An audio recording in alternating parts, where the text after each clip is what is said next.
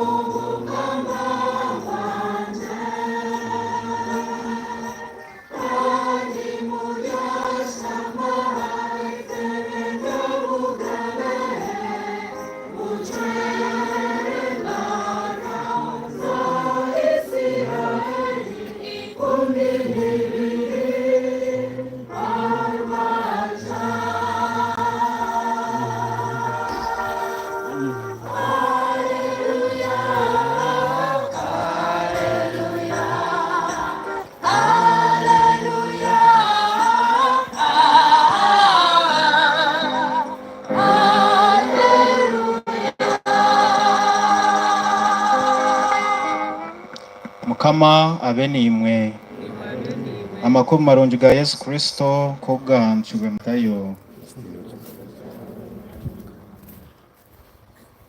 atyo Yesu agaruka gambanira karahango ahaya magara ge ago majingo umukingo gwa nyaruzu gutemukamu imitande ebiri ukwiha eruguru ukwika ahansi insetenjeta encherizatka ebituro biguka n'emitumbi mingi y'abarukwera ababire bagwejejire ehimbuka rwanyuma Yezu kuyahereze kuzoka ombafire abarukwera bo barwo mu bituro bataha umurembo rukwera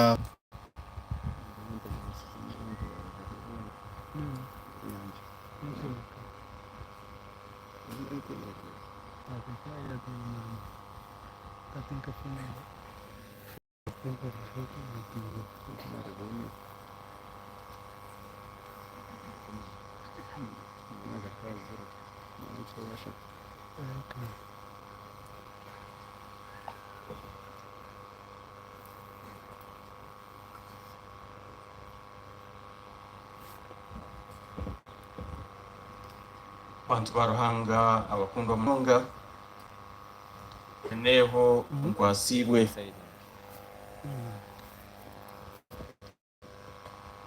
eneho nkwasibwe ogunyoka mumanya abwireyo emyaka 36 kamanya 1988 ndikutura nyabwinaha kwemanyiza emyuga y'obuhereza n'obusaserdoti nk'omuseminariyo ari nyabwinaho rero abantu abayero batukire hihi tukaturi abaseminariyo babiri omwe muri bo nereneho na nekaye abo mu cyaro aha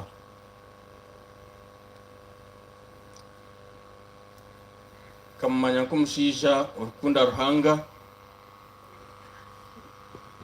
omushiija arukunda okukora kandi aine engoga omushiija omwebembezi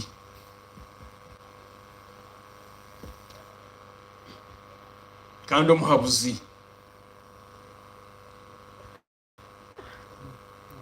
nahabwekyo nishemererwa okwija kumutambira ekitambo kya misa kumushabira ngu Ruhanga amuhereze ikicyonco ikihitanire icyamagara gatawaho umwiguru nehogu nko kubahandika akatabo kaha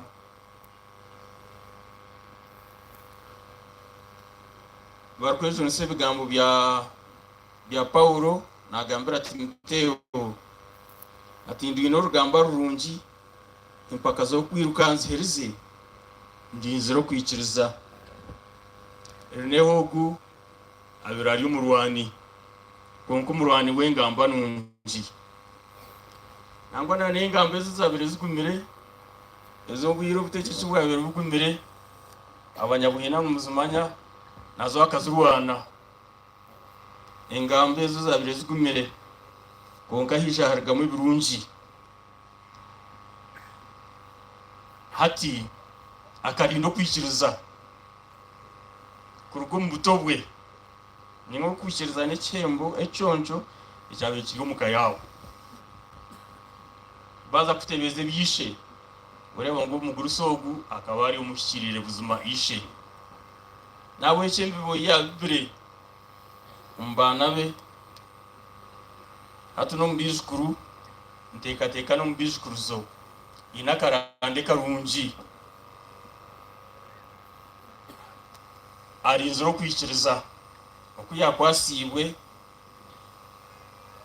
ari kutunga batisimu kandi okuyayegire nangwa atakagire na mukereziya kwega bitu akabegera umuka akorwa umukereziya yayakirwamu yakurramu yagihereza yamunurra abuko umuntu waza kwishongora nobine it must touch your heart ikikwata umutima gwawe uyishongora ikamunurra yayenda ngo ajinurize n'abandi mnongo mbyeshongoro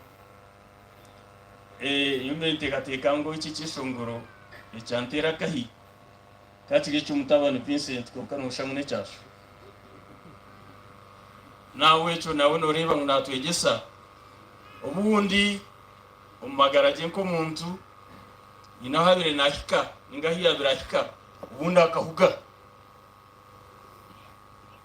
abo kuyuma batwire nabo abatwire nawe n'abanyesire nawe nimumanya inkitwe na nitwe ncicumwe harabu tukika tukahuga ko kushabarahanga kandi tukamwishengereza ngo atutera akahi atsimure atugarure umuhanda ogwishikire impisi yo kushasha kwanje ariwe Father Vincent aho kuba nigori nitwe ngo musaserdoti okufewa omuzire wawe, and I think is your spiritual director and your human director. Your father is everything to you. Even in his grave, he will continue to rock the cradle. Ano mchituro che nagumana kuchuchuza nchoba kweta njya umurungereza ukore mbaketa umurungereza mbaketa legacy ejo ebi yatusiremu ebitu amwegiremu ebitu amureberemu namunonga imabana bya yoruire. Today you have not lost your father. You can never lose a father. He has died, that is true, but he always remains your father. Na bwecho mukora mukuteka nangwa naba batwire nawe bakakora nawe irakariye emtwarezeye nibugumane bahabura nimugumane bahabura. Abacho Father Vincent ogumzire wawe owakurugaho konkana agubari umzire wawe nshabango ruhanga aguma kubanjire umuhando ogu kwinamberasho nano kumuturira ngo utakaterebuka umukazwe Placidia n'abana bawe n'abanyabuzare mwena tubasiyaho okushasha abo kufera omuntu ogu banywani be ekigombe ky'abikiriza omuri Nyabwina aha Nyabwina erugire hare Ruhanga akagita kunuya yagenda yajombekera urugo yabata mu rugo yatokwa enshozi yabataha mwaturaha akwikiriza kwa Nyabwina ogu nomwe ababemba kumbeka ijuka tukuvugana kwa mukuru we umugenzi Ntwaza ana mukazi we Maria Drone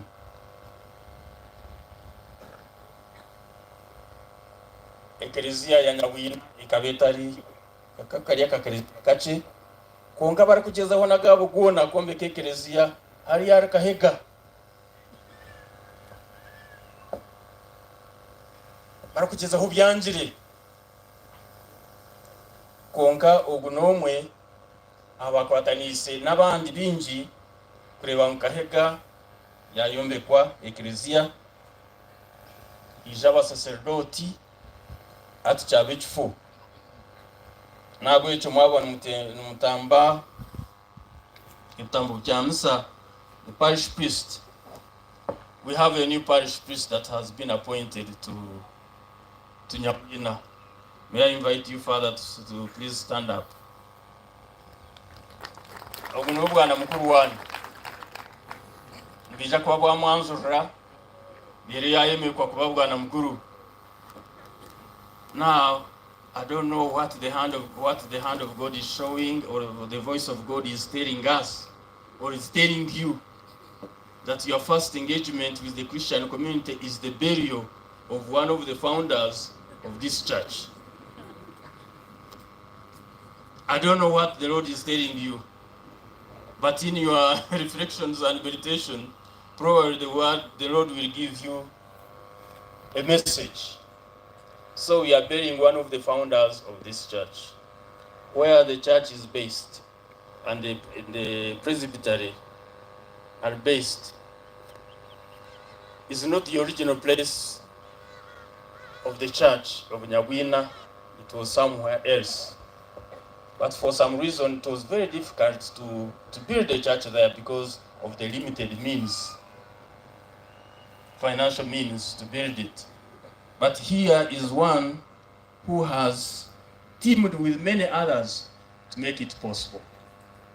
So feel obligated to offer a sacrifice of Mass for the repose of this, one of the founders and pillars of the church in this region, in this area, Nyabwina.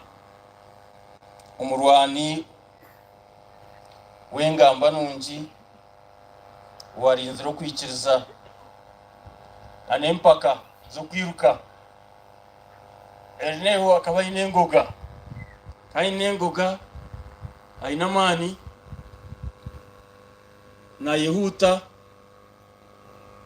kana no myaka yabo kunyoka tangara kushanga umushija wa mukuru ati navuga piki kana avuga piki shamo nengoga ziyabira ine nko muntu wanote nafu yatahona piki ngo ayuruka kukiraho mweneze impaka zo kwiruka azhendire ukwishirizo kuko yarinzire ndishaba mukama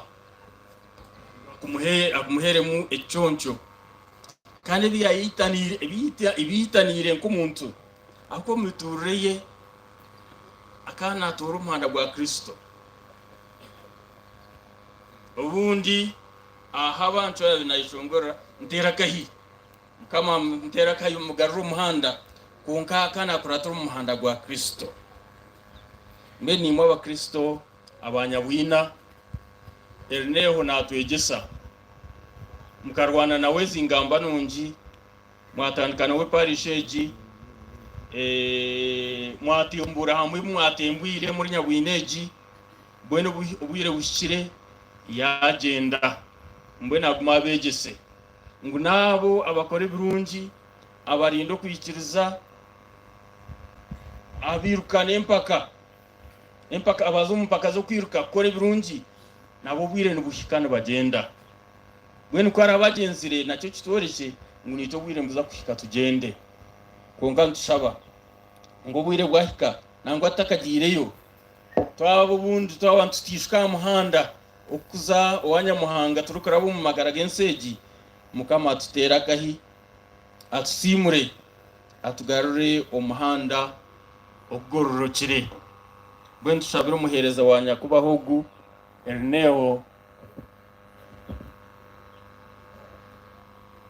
ngumukama amukukutwa hurumishomo Esensia na Ligurisia Yerusalemu ensia mukama amwakiremo amuhereza amagara masi rero nitwe abuyasigaye inyuma nitwe atuhereze kugumibwa busya umagara gitu konka turukurebera umuhanda turukutoro ku muhanda ugo kushika ahiyaza ngutwaba twahabire nabo atera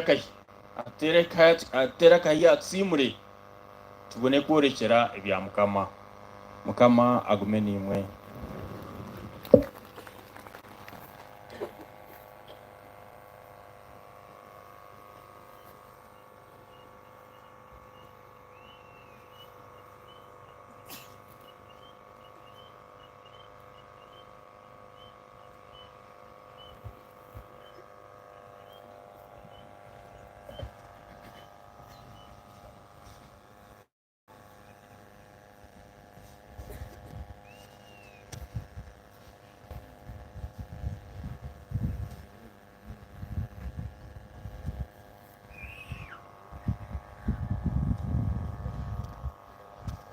Kanshabe abatebekanitse kutwakirira emitwijo batwakirira emitwijo twika habwire bwo kutwija abakwaya nitwebembere nebyeshongoro ebikine no mugenzo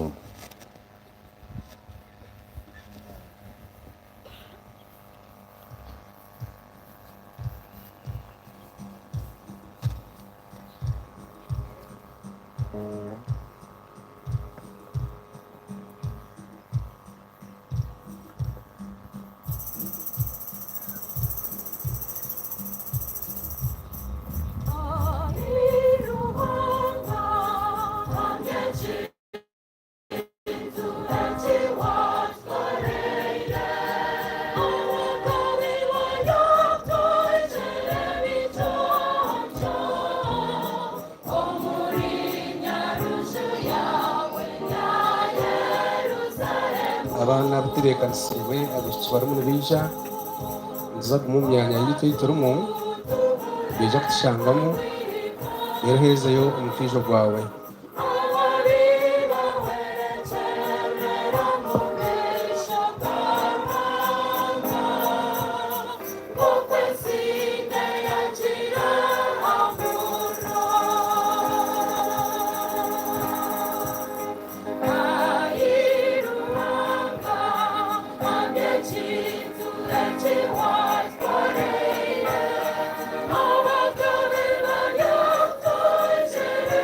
Oh,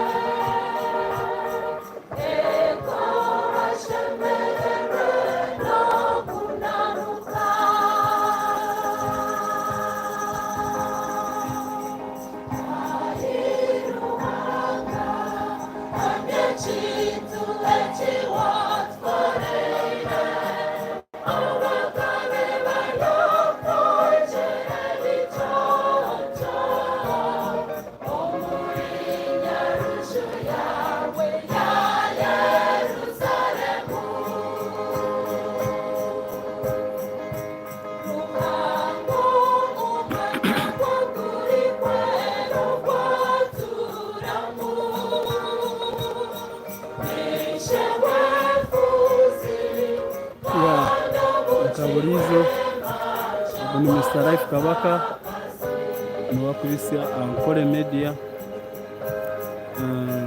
Feri w'umuzeyi ogu niswenkuru wanje bamwita atwasiwe Erneo nise wa Faza Vincent Kaboy maino gwafire munyakoremo wanje abo kuba mama agafire muhise mazina kabizo ni Mr. Life Kabaka yese feri yosokuru konka imirimo yitone gumizamune tambuza ndi Ankole Media ni ndisi orufungu kuriyo no rutambura na CEO wakweta DM Swaga promoter akwenda kwesimba bwa mwizi kansara Ankole Media tuhire kuba buri kimwe cyoma ekikubaho ubwo muntu uriyo norero g'umushinga ko togo ariyo nayishondora nazarona Vincent Kaboy kugira ngo ari mu kwa nayishongora yatekovuze nazwa Yesu ngako kikachabo ndo songozi kancu mba comedian ko kureba Mr. Life Kabaka mbona mu talent iziro mu kikachabo Yesu nyakoreni konka ninyesiga talent ningiyo mu kikachabo umucyaba mama nanomba muzeye wanjye twarukwe nganja kubisiwe fuko kuri no tambura mungiye kuforowinga mungiye kuraikinga tine DM Swaga bataringa kwenda kwesimba bwa kansara mwishi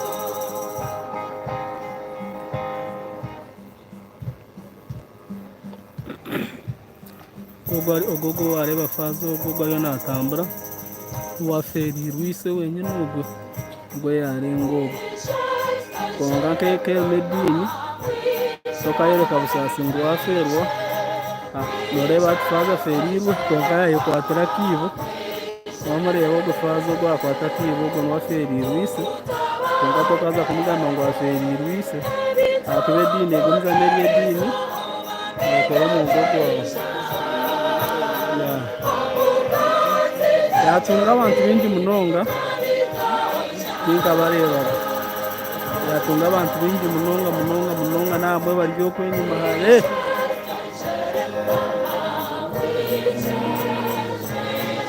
ogogo mbamweta Nyakikongoro MP ogogo kulego yagarka kwisaba hurogo MP Nyakikongoro nda kubisiyo buri kimwe cyo mutakafayo following Ankole Media mumbuze chimukwe na basobora twate no furu apani ndo manyandi y'umuntu umu apandi yo mumba family yo mwiskuru wogo yafu niswenkuru wanje azitoa Faza bingi munonga gomze yigura karukora umutama ataka tunje Faza gomze akakora ibintu bye yo kumuzika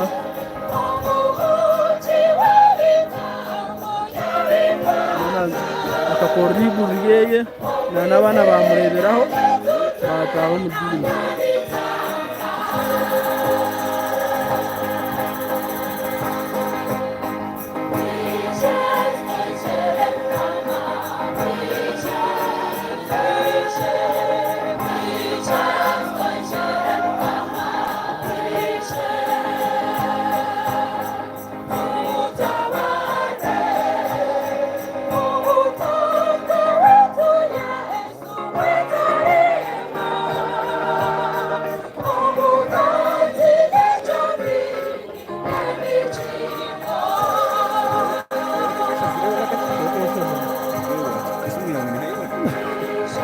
Eso es.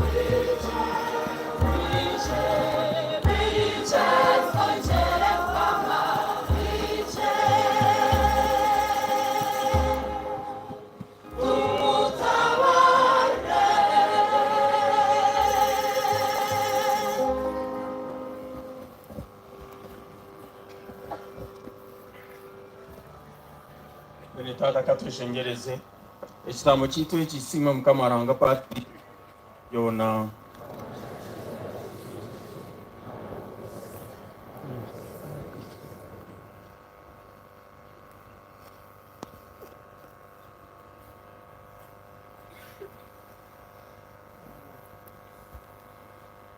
ayo ruhanga twakubona isimu twisheji twina amatsiko twakwishingereza byakiro jeze umuhereza wawe Ireneo umweze umuhe icyonco cy'amagara gatagwaho ikitatusha abantu rabo mu Kristo mukama witu. Amen.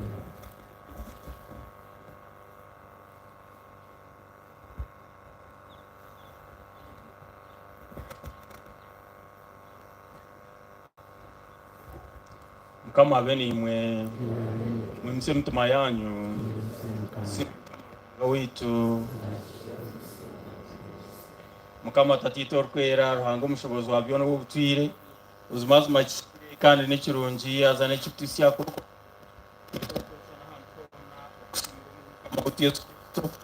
obwe esije bokuzoka bwaturugire ngwabo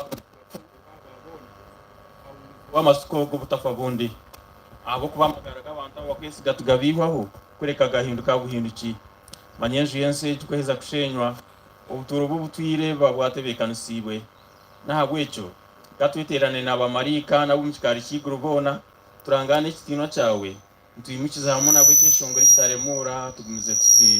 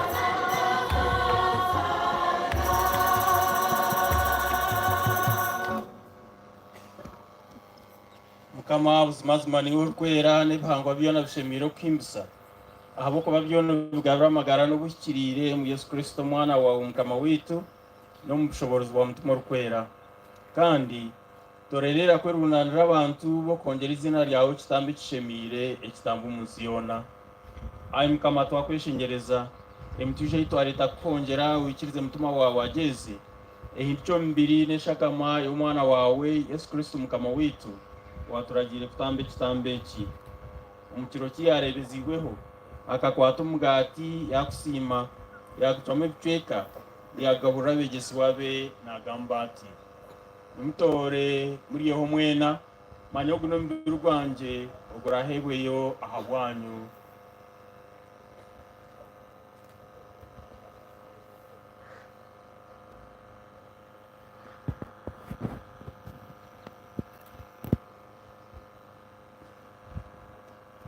Kubaherize kurya yakwata n'ekikopo nabwo yakusima yakikwasa abegesibwa be nagamba ati nimutore munyeho mwena manye eki n'ekikopo ky'eshagama yanje eshagama endagaano ensya kandi y'obutwire erashisha icyaha bwanyu n'aha bwa bingi babone kusasirwa ebibi mugume mukore muti kunyijukiraho.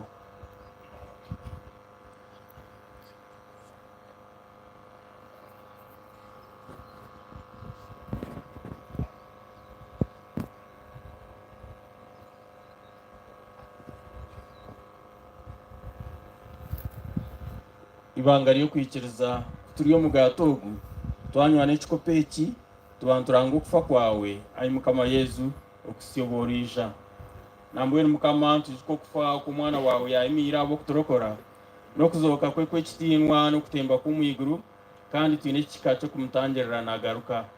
Leero nitukusiima ntukongera ekitambo eky'ekihuriire kandi ekirikwera twakweshengereza yakiire omutiijo gw'ekereziya yawe otoro wahongwa wakunzire kutugarukanisa niwe omu kwetamba kwe kandi twabarisibwa omubiri n'eshagama ye otuyuze mutima orikwera tube omubiri gumwe n'omutima gumwe omuri Kristo.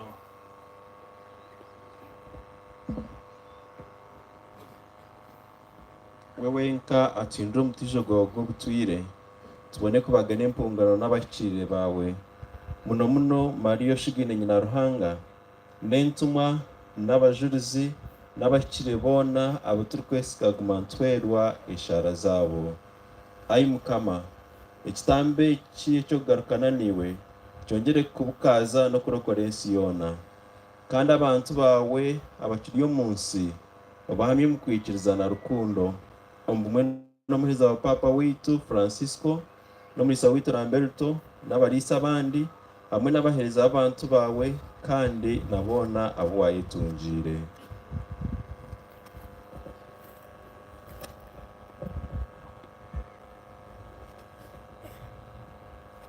Tati tumunyambabazi ururo kushaba kweke jiwateraniro misho gawe kandi abana bawe bona batatino bakirire mbabazi babegarure ijukabine wita bafire ijuka umuhereza wawe Irenius nkwasiwe uwo yesere ku rugo magara genseki onkubatsibwa akafa hamwe na Kristo gwe n'abagane naho kuzoka kwe Kristo kwarihimbura abafire ku ruga umwitaka ariyahindura imbere yitu yobweremwa eyenjenje tenkogwe kandi nabine wita abandi abafire hamwe n'abantu bona barujira mu nseje bakunda ntukushaba ngo beze kirize kubakira mu Mukama bwawe bwiguru obuturukwesiga kunanukiramu tuhangeramo isho kitinwa cyawe obusinge bwona obwo muryatwihaho amaganya gona kandi kuturuba ntureba nko kwori Ruhanga witu turyashana niwe tuhimbise obuteisya.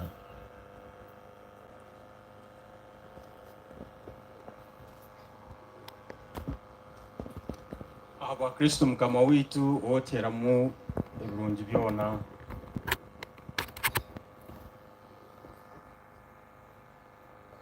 ahabwe hamwe nawe kandi omubumwe na mutima orikwera ekitinwa n'okwisibwa byona n'ebyawe Ruhanga Patiro omushoborozi wa byona obusinge n'obusinge omujuni nk'oku yatuhabwire n'oku yatwegiise natwehangane kushaba tuti Tati omwiguru byokunda bikora omunsi nk'oku bikora omwiguru otuhere izobe gabo biti obutosha otusasire ebibiitu nk'okusasira abatushagiza otatureka tukohebwa kureka otujuna mubi ayi mukama twakwishengereza tuje nakabikona tuhe n'ubusinge mu magaraga rero abo kubangira w'amani g'imbabazi zawe tuguma butosha tuje n'urwe kibi kandi tukingirwa akatabanko kona ubu tutegereze n'amatsiko go kushemerwa kwija ku mujuru w'itu Yesu Kristo.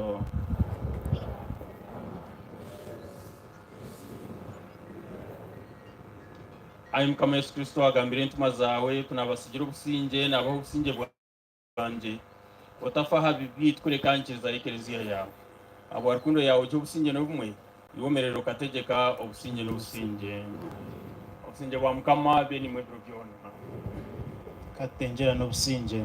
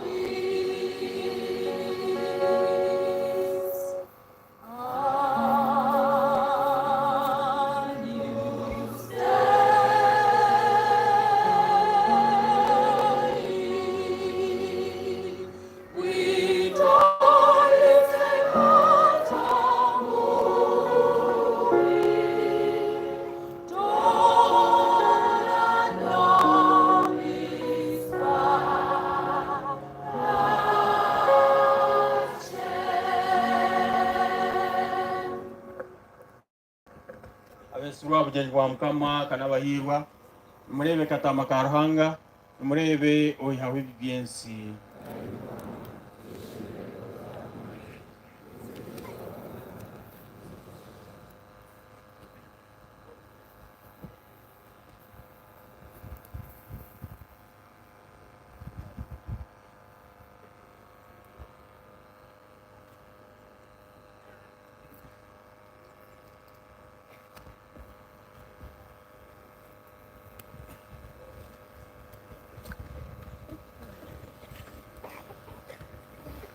turaza kubagana ambere n'eshagama ya Kristo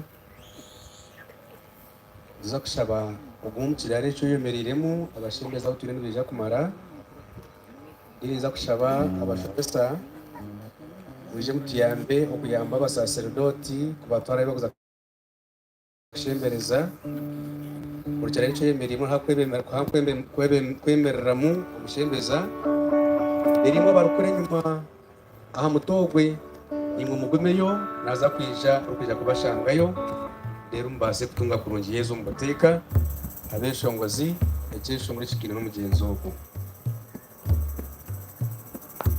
abashomesa mu rujyanyi muri mwebe mbere basase mbatwarumye itarashana rero mwija kushemera kubanyuma bamara kugayo nabajara nkaburizo amazina ni Mr. Life Kabaka za kubasha bamuterera niza kubisiyo buri kimwe cyona mutakafa niza kubisiyo borohereza bwona bazobara no ko mukoro niza kubisiyo mutakafa cyo gamba kinda koro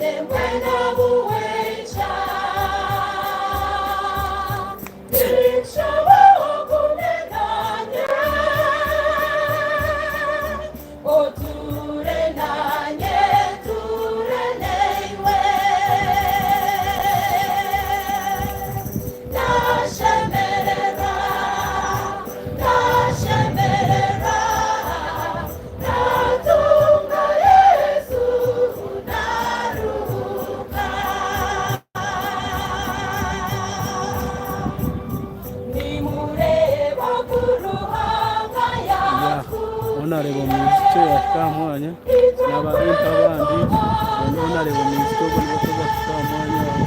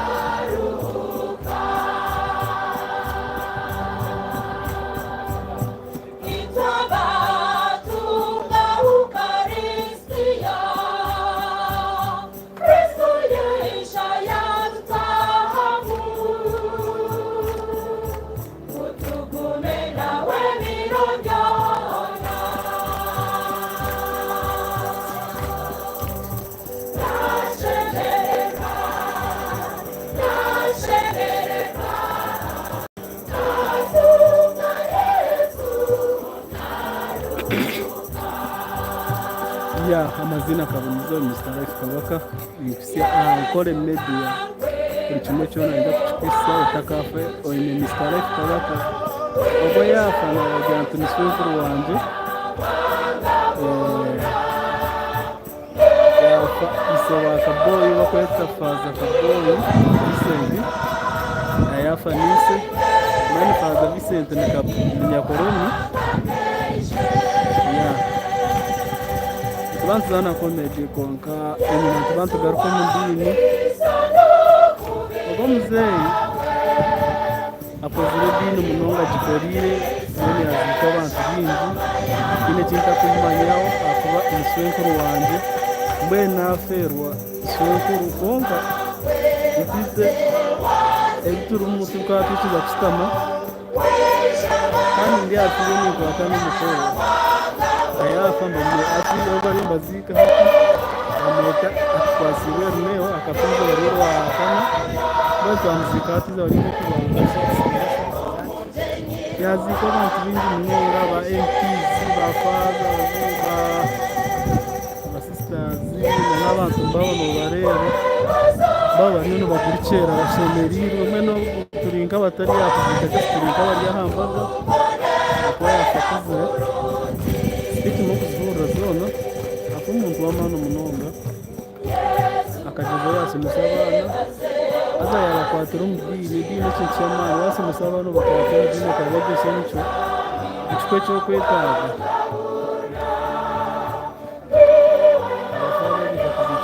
Vincent munonga ba MPs za kansara zibona bakwatira kubona bariyaha ori menkore media nekusiora hivi dia msoga arina isimba ahantu mwizi obwa kansara mbona mukaruri baba musi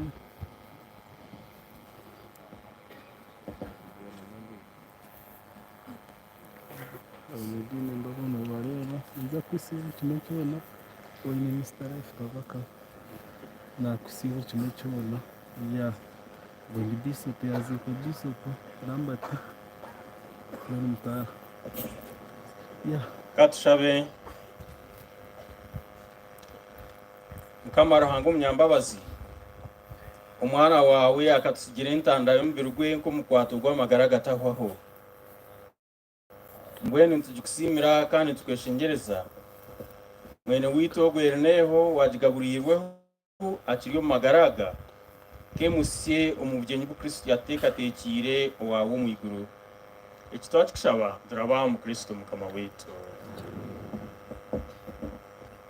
Katugumize mutwemerire tutakashutama twongereho esharezi ezitwongera kushabira Ireneo.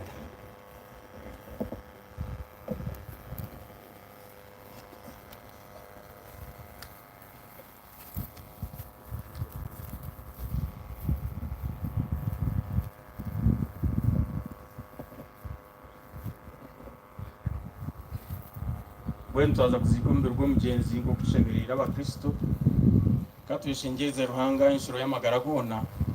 Omubiri gwa mugenzi witu ogu twaza kuziika agarukire aguzoore guri omu rubu rw'abakiriire n'abarkwera, kandi omutima gwe akundire kuguma hamwe n'abarkwera.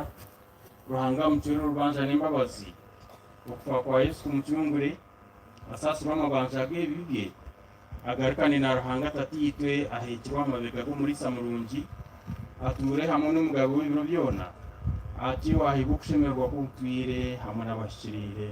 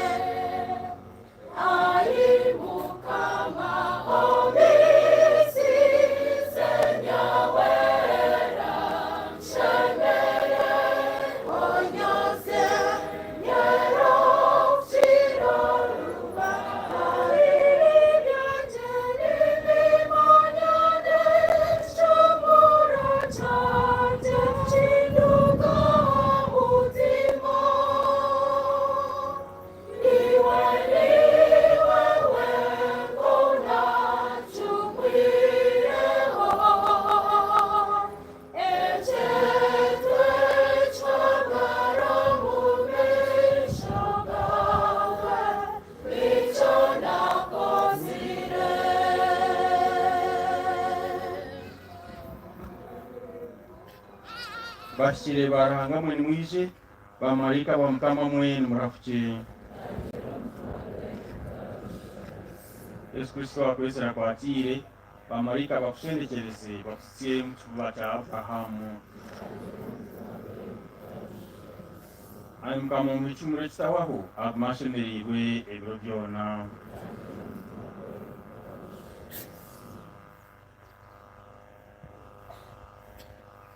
Ruhanga omushobozi wa byona akunzire kweta mwene witu ogwereneho kurwa omu nsi egi. Mbwenu tuja kuziika omubiri gw'omwitaka omugarukire, kandi ko Kristo yazokire omu bafiire ari omuganiro gwabo, niwarihindura ati emberi yitu etiinwa okweri akagishushanisa nk'ogwe ogw'ekitiinwa. Hati mwene witu ogu katumukwase Mukama amukukaaze omusinge gwe kandi azoore omubiri gwe aha kiro ky'emperu.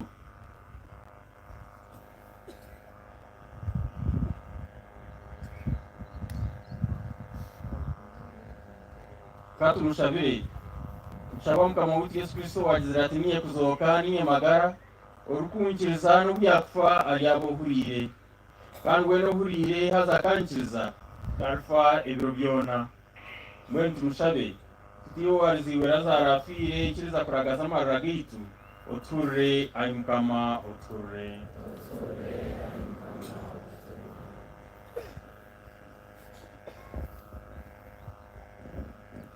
iyo wazwire abafire ukabagarura amagara ikiriza kukamwine w'itogu amagara agatawaho oture ayi mukama oture iyo waraganise ko bunanuke omushima wayetisize ikiriza kutasya mwine w'itogu omwiguru oture ayi mukama oture mwine w'itogu owayogibwa amizi ga batisimu akasigwa amajuta garukwera ikiriza kumubarira ombahikirire bawe oture ayi mukama oture mwine w'itogu owayogibwa amizi ga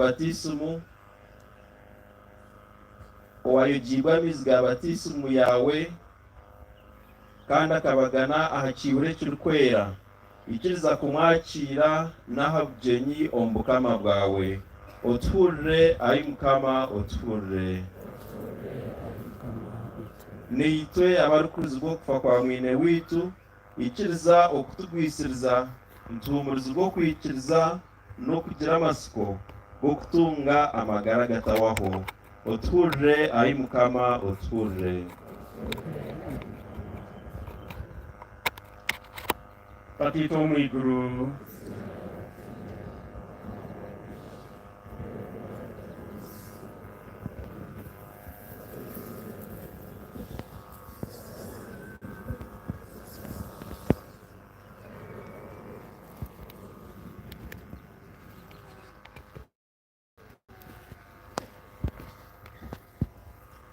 ayi mukama tweshingereza umuhereza wawe ubu umugerere mbabazi umusasire by'ibyakozire kandi kuko yayitera n'umukiriza y'u Rwanda rw'abakristo munsi abo imbabazi zawe aterana n'ibimburo by'abamarayika mu iguru ikitwashaba turaba mu Kristo mukama wetu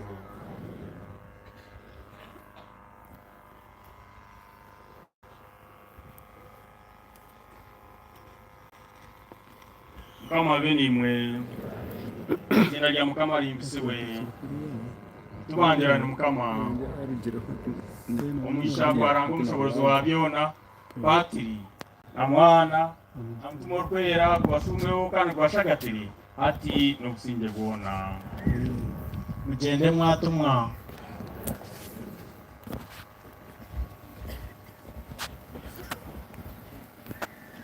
webale bainsimbe mu kahihi mukanishaba nutwena hamwe n'utwe twija mukuzika no kushaba umutima gwawe leo kiterera kimisho kuwito mu ngaro munonga aho kubasha kushimira mu gihe kitambo cyasa kandi akatungesaje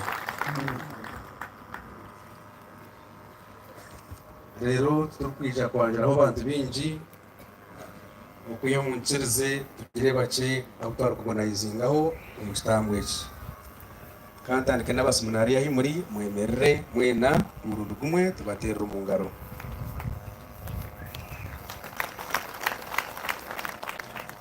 abashomesa bitu abarungi mwemerere rimwe ahi muri tubaterera mu ngaro tubakire mwebare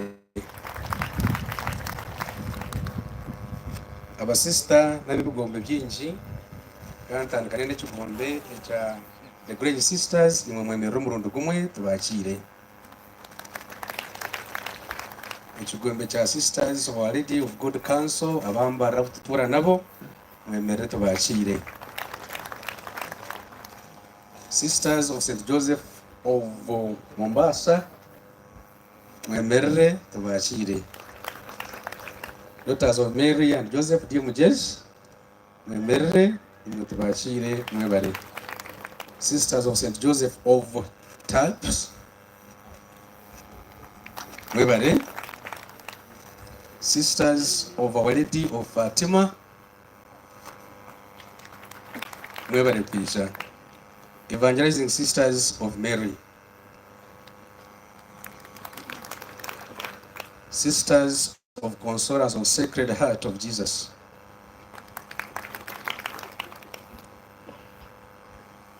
Abasaserdoti twena abija kwasa umusaserdoti umugenzi witu twena katwemerere umurundo gumwe kandi mbashaba abantu mbaterera mu ngaro abo kubasa kwija okushabira no kuzika tata witu umuringo gumutano muncheza nyanjura mu basaserdoti bashatu Reverend Father bari kudembe mukasa ubwo niwe muhandiki wa diocese yitweje Reverend Father Benedict Njunoha umubiki abwa diocese yitweje treasurer Reverend Father Dido Nsekanimanya ubwo no muhandiki abwo ibyo bwegese ubwambarara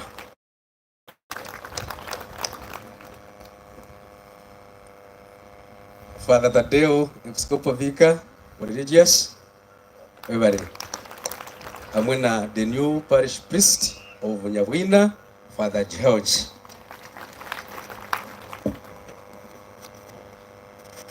Rero twakira abari Vranda barwo mu Church of Uganda babateka ukwe nyumuku mwe bari kwija okutwasa ba MC mwirire hihi ntebe oda itwaza kuratara twenda tucererwe munonga muri hamwe na speeches itwaza kutayo abandi mwena twabakira kandi katuzi aceke kindi nacyo tukuru umubiri atubaze kushimaririza ki ebari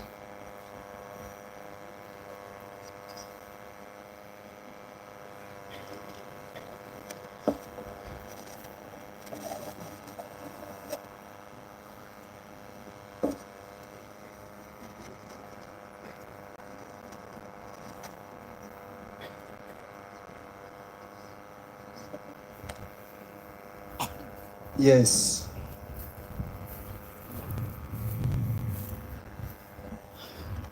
Umulisa witu owatutwara omushara mukuru yo kushabira umugenzi abasaserdota baba mushagatire abanyadini abaryomu honorable members of parliament abkine omumwanya ogu buri omwe omukitindisa kyehe munchirize tuyimusiye ngaro zitu tuterwe mulisa omungaro ahabwe shara nkure yaherezo mugenzi omukitambo kya misa webare munonga webare kandi cyabakikire akuba n'ekyegeso cy'uwamwigesaho weza ko buzuma twashanga uri kumwetegereza je kandi ekitindise kiyaba kishemerire webare munonga abasaserdota ba shagatira omulisa kandi ahabwe omusaserdota mutawe witu Father Kaboyi deni na n'abasista n'abanyadini mwena ruyare twashemererwa kandi buri omwe omukitindisa cyehe owija umwanya ogu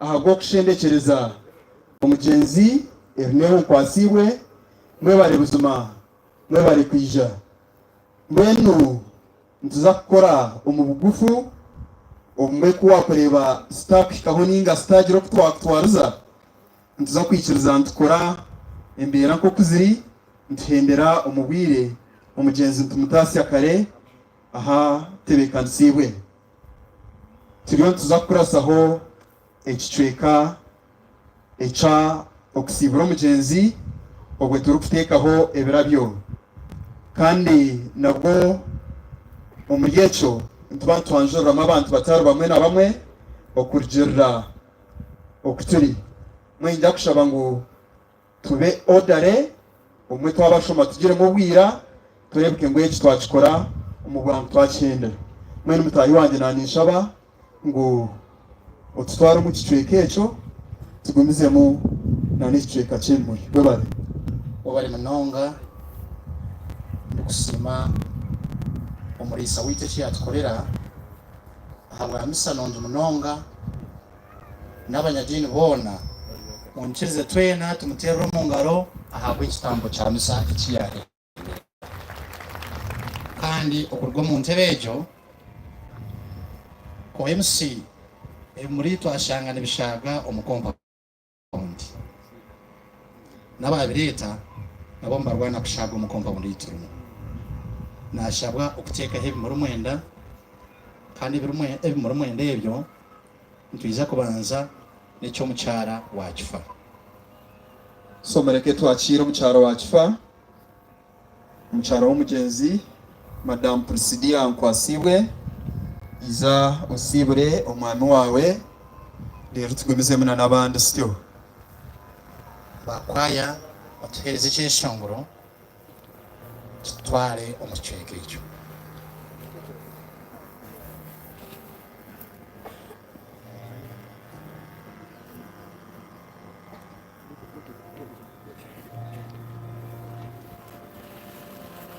Gwena omukyara w'omugyenzi ya aine sister wehe bariyo nibaza kusiibura ibabo.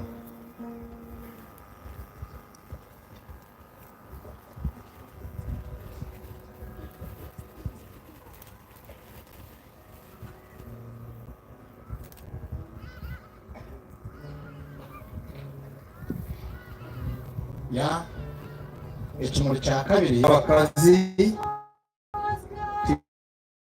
ibice tuize aba nibo baana b'omugyenzi okubija omu maisho aha ab'okusiibura ishebo.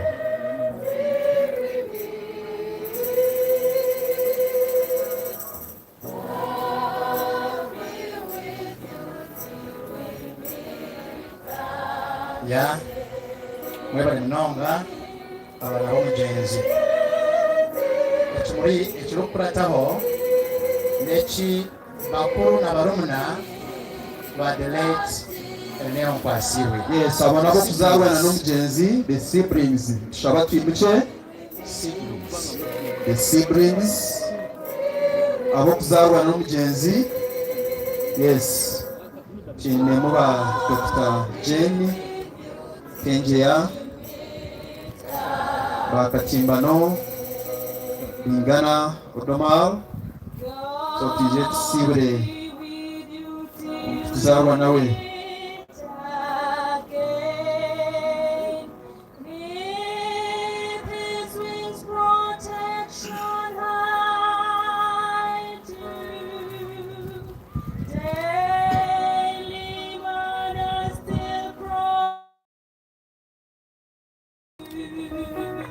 ya mwebale kukola omulimo. Tuineyo ekimuri ekya Amada Nyabwina. Aba Amada Nyabwina tushaba mwize mutehe ekimuri ekyo. Aha mwami agaba Vianney Kanso Ferdinand and the team. Yes, Bingana Raymond, mwebale kwija. We are happy for you. Always you associate with your parish whenever you are there in Kampala and other areas. ya mwebale munonga wa Amada. Then tuineyo ekimuri eki the late Nkwasibwe Eneo ahabe naswera family eyabe nayihamu omukazi. Yes, the Rwachkwar family, the late abo baramu b'omugyenzi.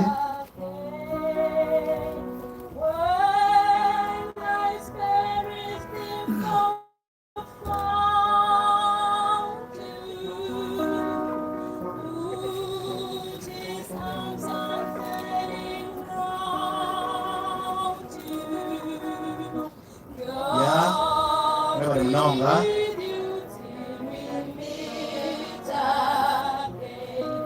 na omwami Eneo Nkwasibwe atakafire akaba ari omunyihe bweno abanyihe boona omulimba Archdiocese abarya gurupu yoona egyo eije eteekaho ekimuri. Abanyihe kine kimuri cy'abanyihe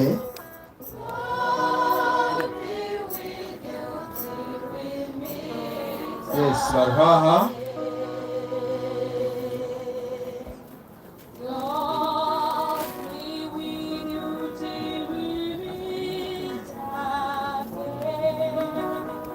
groupe rero ni ijana abanyihe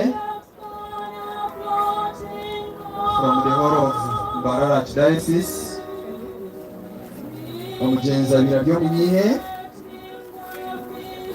kanobire atakosha kushomesa priye ndabyona okubitwazi bamwe bare abatakakira hantu basa kufite imikono rero tugarukeyo mwebare munonga mwebare kandi mwebare kuronje omugenzi baryo muntu arukunda munonga irakarya Radio Maria ya abanyihe ya bafuna kumanyisibwa MC bampera muzindaro abanyihe bine katena omukanyaka wotagitireho ntiterwe ko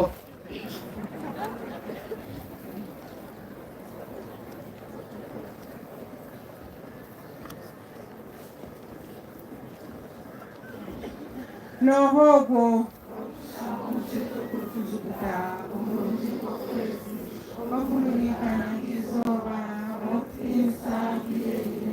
amagara ganje ngayinsanya kubaho aho kuba rero turezwe mutana ngwe no kuyaka usinje bona bari agumabanye to mugisha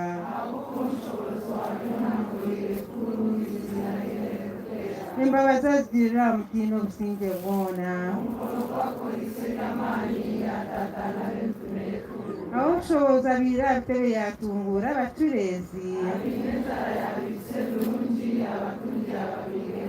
Shawirize umugaragu we na Yeshwe imbabazi ze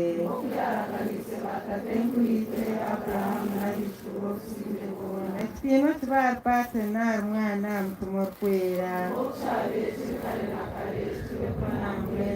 nokosha nebiro byona nohogo kuta umurungi nk'okwezi yokumurinkana okutindisa ngiremisango ayi mariya wanje atine tubitobuzaganwa tweshengereze ayi mukama yesu kristu iyo tugakanisana hanga pati ukakunda kutawunyoko mwigo shugine kusoma kwa mawitu wa Kristiya omuntu wena wakwijona ashabe embabazi zawe omutuntse n'okushemererwa byene biyashaba nabyebwa okushabirwa mawitu ogwo Mariya.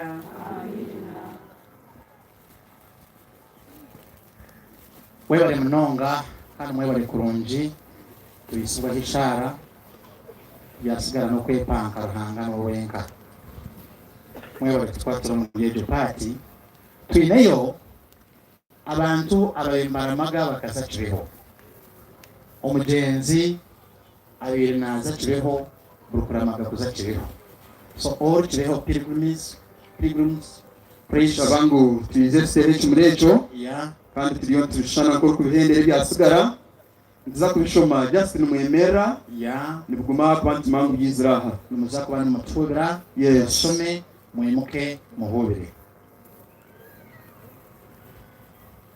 abana bakirene baramaga umurikibeho kandi numanyango Father Vincent most of the times is the coordinator atire very many groups of people ahabo kugeza aho kuza kushaba yeah all the way to Rwanda from Uganda. Wow, it's a very big group.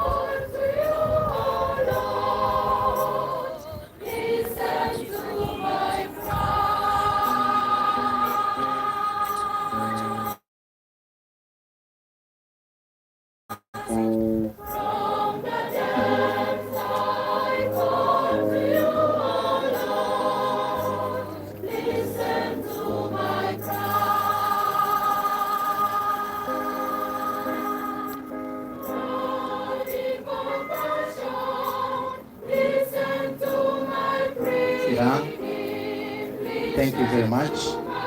Yes. Nanishaba Mukanyaka. omugenzi nomayine rekodi yo kugira ngo akarita charismatic this end. Yeah. Ekibiri kya charismatic nicyo twakuhendera nacyo ibindi tuza kubishoma. So charismatic group kandi bakoze rekodi batirana bashaba mpaka kwiha umurego w'umugenzi bija impamvu bakarga gwenu mureke bamusibire rero ahasigara tu shone ebyasigara charismatic prince Mbara Archdiocese. yeah Mwena himo. the charismatic renewal kiyono recording ruwa ya jire kuno ibyo no mu Rushanga parish. Yes kandi ombanta bagitwire mu kwiheyija ni impamvu nuwe ababindi bakaza mu bagwa bargamu no kurgamu izina rye bakamba mu itanko asibwe. Yes kandi kiyabira kwasibwa akana ati akureba ngo yaguma twise. Yes. Munonga. Thank you very much charismatic renewal. Yes. Bueno, patejo twasigara sections zibiri zonka rero tukaza ahari church nenza kushaba Shema District Local Government or Shema District Local Government ayumuri mwena embazi abari kwizira abo from LOC5 to the local council 1 kamba shabe mwije mutehe muri cyanyu kandi mutehe muri kire tubarebe uko kumwija okutuzikiraho. Yes, the political wing on Shema District Local Government. Okay. Yeah. The chairperson LOC5 Mama Jimina Rwanda na vice chairperson Mama Vianney, district speaker Mama Robert Benebire. Thank you very much. Kana naitwinire na meya wa Masheruka Town Council and history councilors bona nabare. Yes, Madam RDC, our Shema District. Madam RDC, you're most welcome. Webare kwija. Yeah. Chairman of Lands, our district, thank you very much.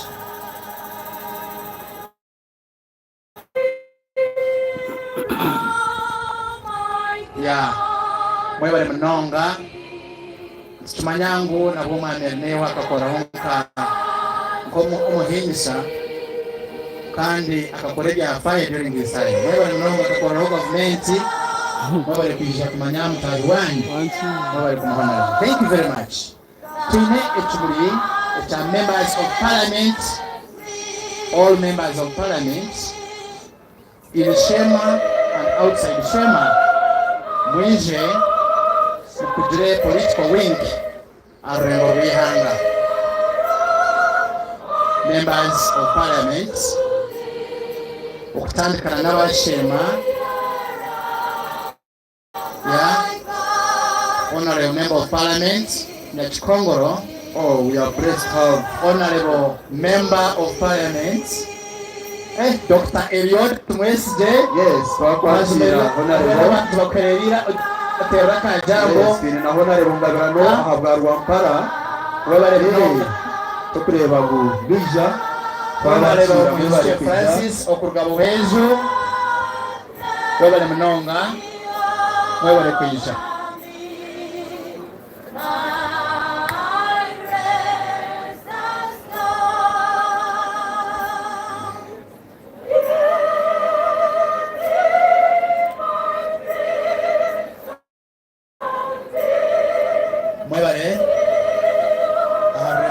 National mwebale kuzekera ihanga katuzikira muzee wetu omukitinisa. Thank you very much.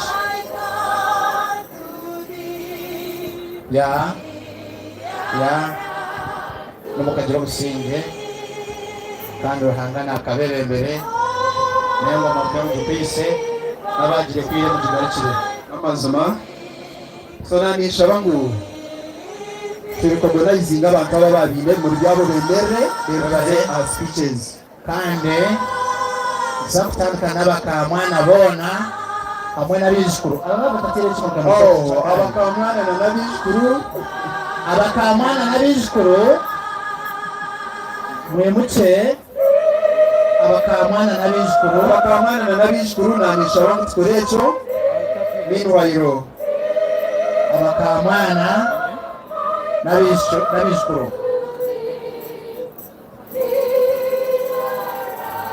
yes abakamwana n'abizukuru abo n'abakamwana abizukuru ni mwembere mwibuka muza kubakuratira nishabamuna n'abizukuru nabo tube turi mu muhanda abo n'abakamwana b'omugenzi rero mureke tugira twarindaho yes rero abizukuru nitwe tube tutamburamu mutwija ya kale muhobereho muzeyi ya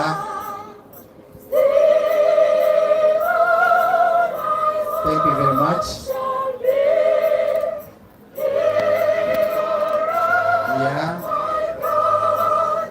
hopefully abizukuru mwamuturire kandi mwaza kuzikorera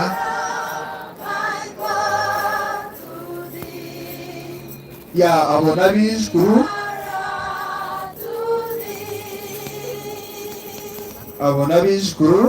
ya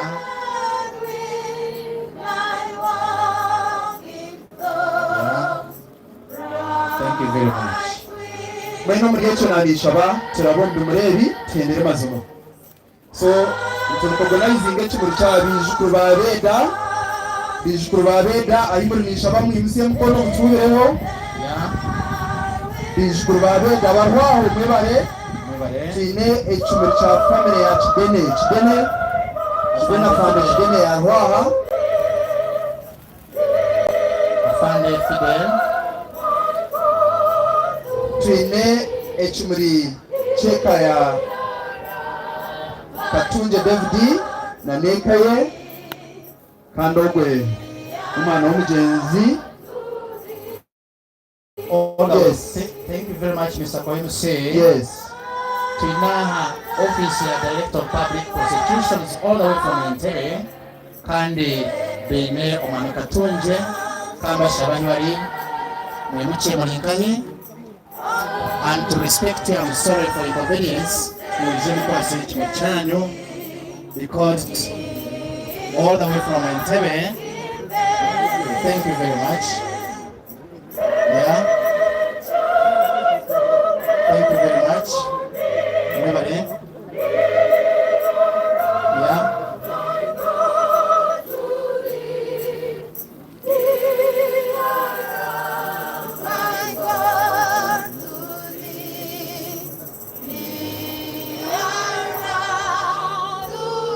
Oh yeah. Thank you very much.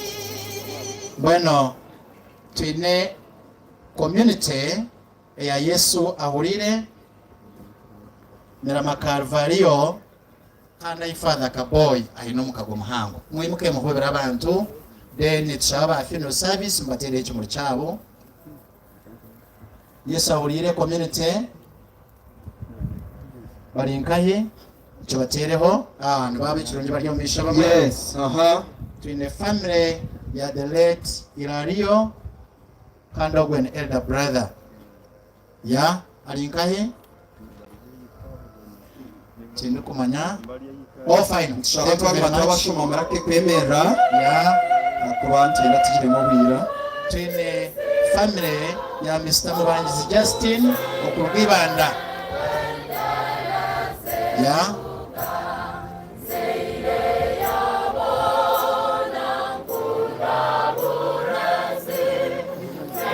abasho nabo tikumanya ibari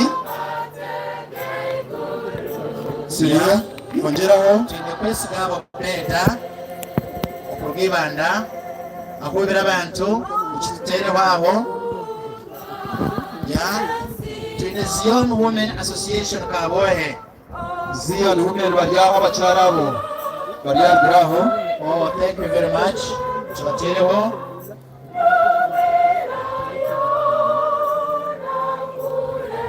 teneyo abarwenyaga abarwenyaga Yes, Rwinyaga, ayi Father Rwenyaga Parish ari Father Vincent Kaboy arwana mukuru barwana bajyaho. mukuru reba maboya ibambe Kitekeho mwebale mnonga ibingi ni impamvu uri kuri impango.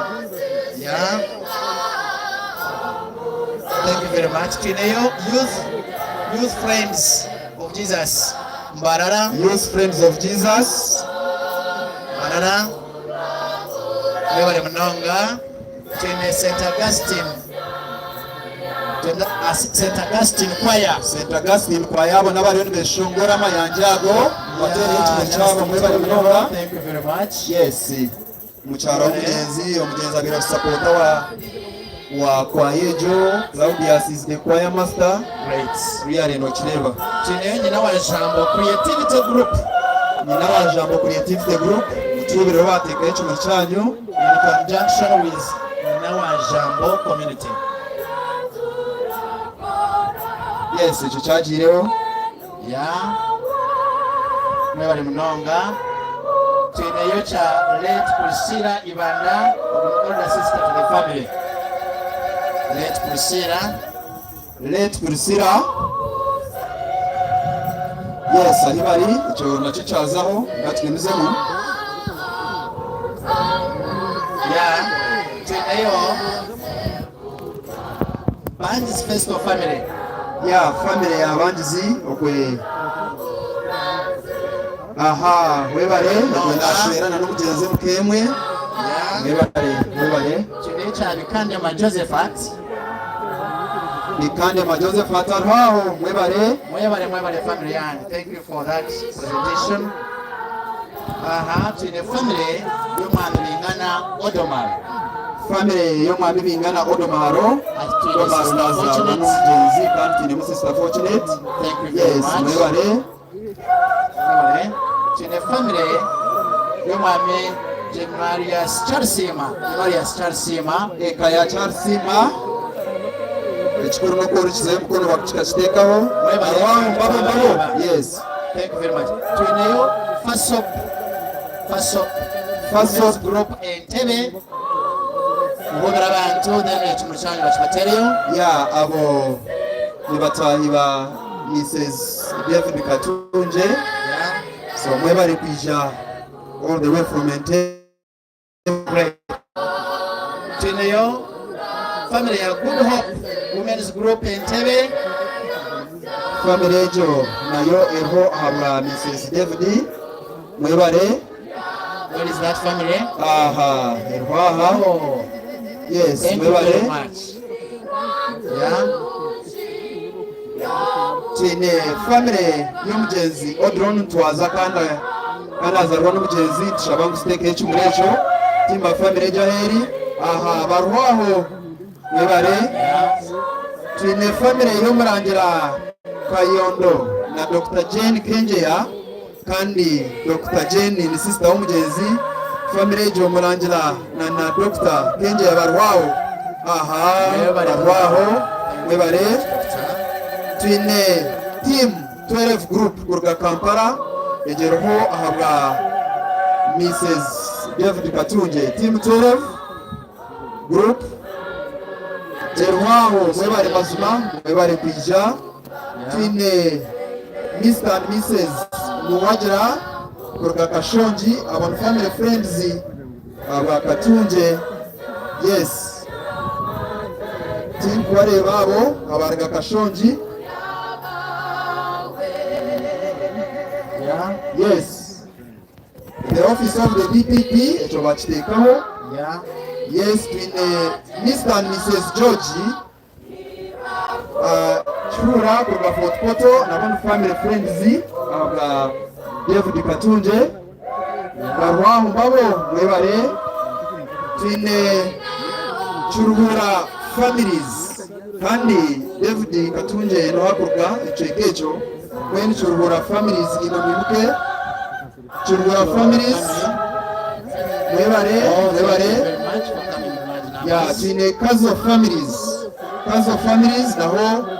nabo binakakwate na Katunje David. Yes, barwaho mwebale. Kisoro families Soro family okay nahi umucara wa Katunge David akurwa Soro family ayibari yes barwaho rero twine family yo mugenzi babugumira kuruganya bwina babugumira yes angera barwaho twine Nyabwina Sako Nyabwina Sako ahimukiza ari umwe aba board of directors yes ayibare twine March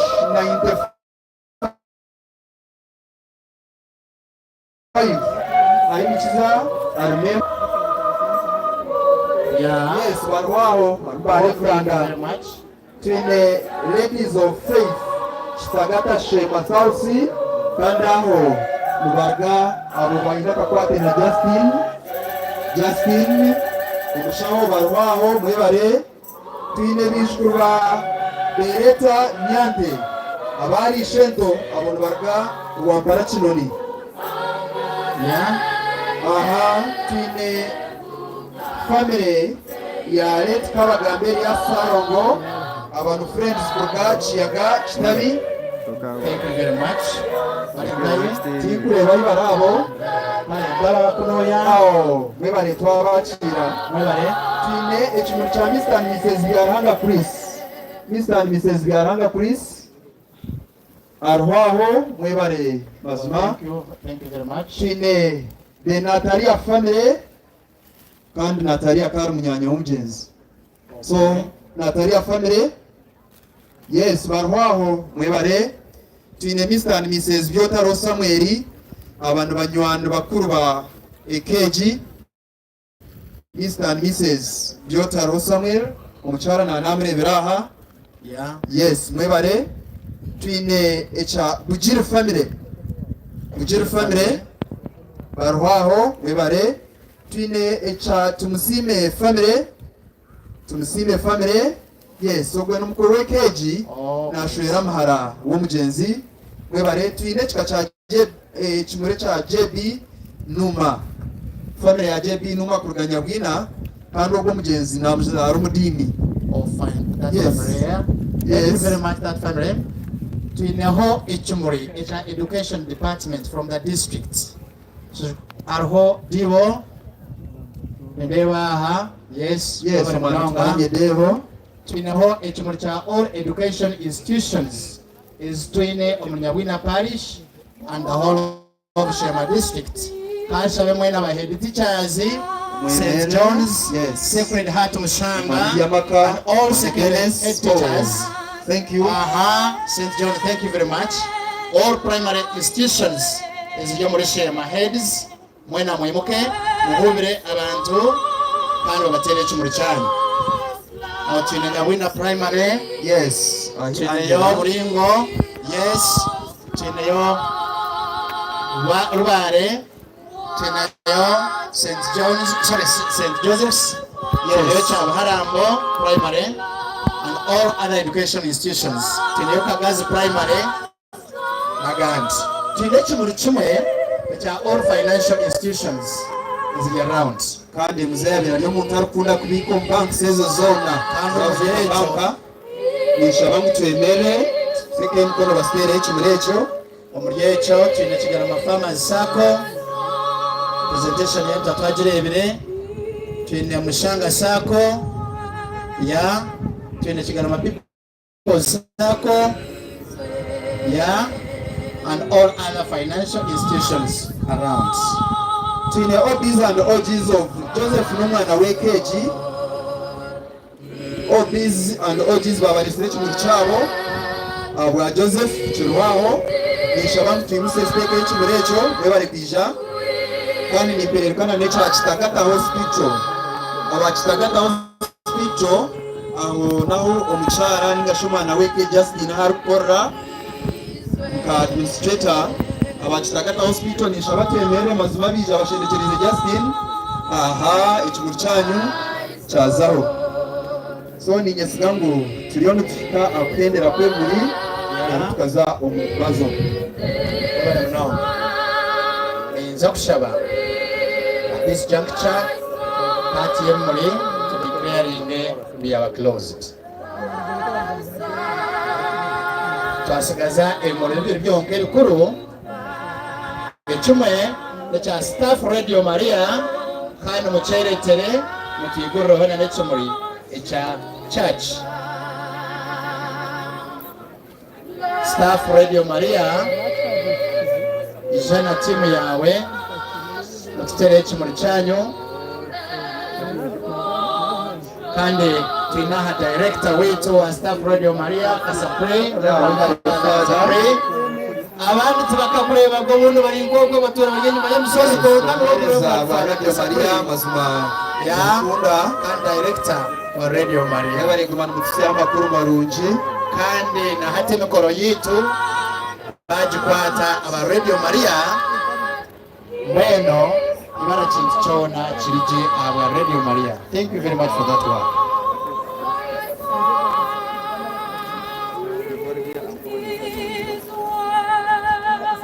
Yeah, right now tujya umwanya kwa St. Claret Nyawina Parish when Parish Council hatu mwije then mutuyigorre church etutere ekimuli kyayo. Parish Council chairman wa Parish Council mwami Nankunda Godeni na namrebewaha ya mwebale simwe shabanga mwize muteke ekimuli ekyo mwize mukiteho then itereke ne cha church ya aba Parish Council mwize mukiteho then itereke ne cha church. Yes, kandi ya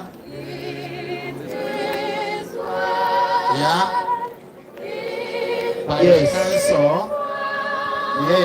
Niejo ya Mugwana mukuru wa St. Claret Parish Nyawina and the council members abari around musibure myo yitu ni manyangwa abiri natuhagira munonga kandi ayombekere Keleziya kandi na hiyo mbekirita kiriyo mbekireho riyare akarhereze Keleziya mwani cyabacicire kureba ngo nshikaho tumusibura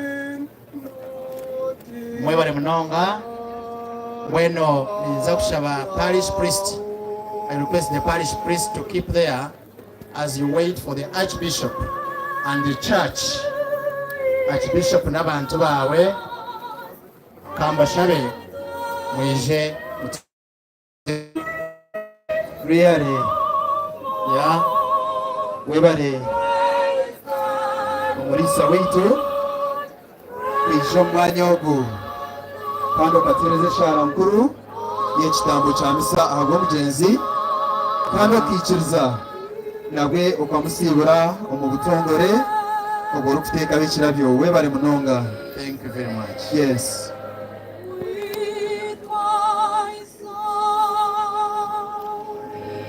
Mwebale munonga kandi iryo pato byawa za kwikiriza tufune yo speech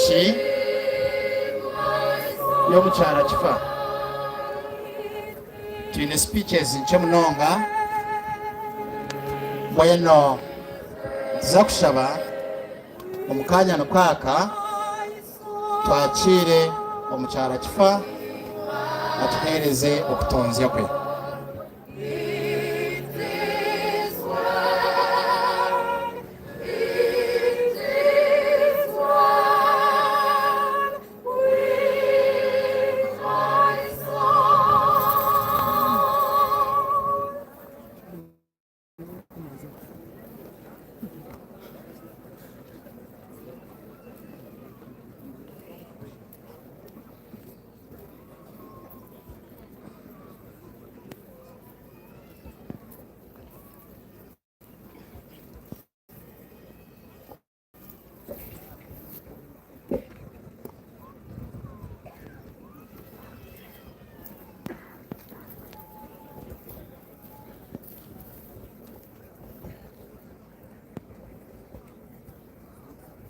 Niza kushaba ubwe bambaza kuhereza speech anisha ngo erineho mutamutera amabega munjiriro ka location kandi ho kacyenka ho konka mweno mutamutera amabega ya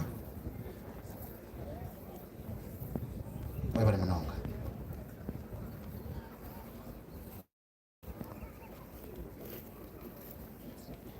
Nakubanza kweshongoro akabire n'akanga k'urugendo mumbaganya k'indende nakweshongoro isheshongoro tugakomucyuma Yesu mushana gwese no gwesigwa tererezi cyarukunda kandi amazima bangira mwiru wawe umunsi yegeye amaganya Yesu mushana gwesi no gwesigwa tererezi cyarukunda kandi amazima bangira mwiru wawe umunsi yegeye amaganya atashongoraka yenikeshongora gutyo kurugirwe mbere y'ibintu umuntu n'umushija wanje abo ko kurara siminti ntine mani kibere kikumure ameza abiri ngamya siminti bishop abaseserdoti abasista abanyadini mwena abamu n'abacyara n'abantu mwena buri muntu mu kitensa cye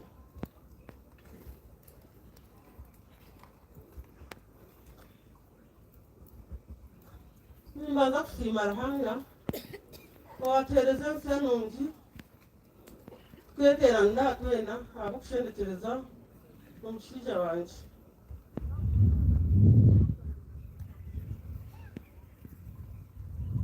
nendaku katandika amaka gitu ebiro 8 kwa 5 kumwagwenda shanzu na gumu nkange mwana muto n'emyaka 16 twatandika amaka gitu bahamushinge gw'edini twagumizamu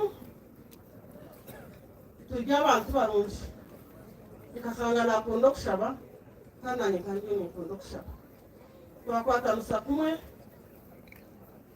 abo kwanyonkaba nyine kiteekateeko ndikuruga omu kayiika nitukundushwerwa omushaija wanje namubona mazima Ruhanga onkwase ngume nawe mpaka tukira akwenge nini Mukama yakikora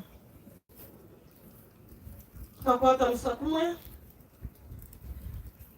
twazaara abaana bitu twazaara abaana 12 abozo 8 abazo abishinu nibana era abozo 8 twaborra kurungi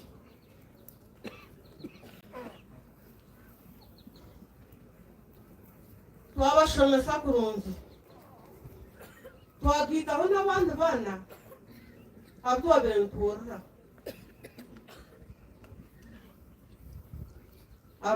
abtwayorire abashwire omu kayitu bakashwera mu abishiki bitu bakwe bitu bashatu nabo tukabagitaho abaana bitu nabo babo abaana bitu twaguma tugira ekemu twagitaho abaana abtwabenturra twagitaho omwana witu bamweta Ashira nshaba Ashira horo yumuke Ashira nshaba ngo hori oyumuke twagitaho omusigazi Serediyo n'omukyara we nabo twabagita abaana bitu ari murumwe muke twiza twagitaho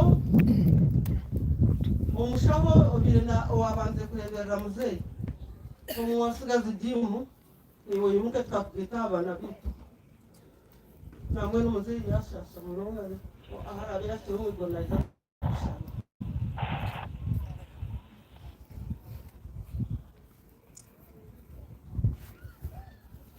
yenda kugamba muzeyi yakoze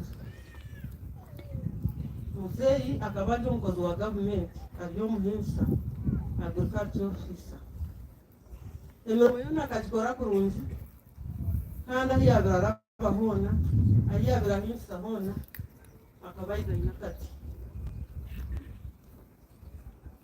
emirimo yo mu kereziya bagambiraho munonga nagenda kugigambaho kake abo kuba akaba umwebembezi w'ekereziya murungi munonga kuko babemba mugambaho nanye nyenka nkamwegeraho ubwebembezi burungi abo kwa kumbe nimba nashoberwa habwebembezi umbere nibemberamo nambuza mpabura nanye namwegeraho okuhereza kurungi mu kereziya abari umuhereza murungi omusente omu matungo na no mu bintu byona nanye namwegeraho okuhereza kurungi muzeyi abakakwasa kuzomisa atatwiriza kandi nyo nkantareba ngo nekintu kintwaye konka kinkakinkyegera hari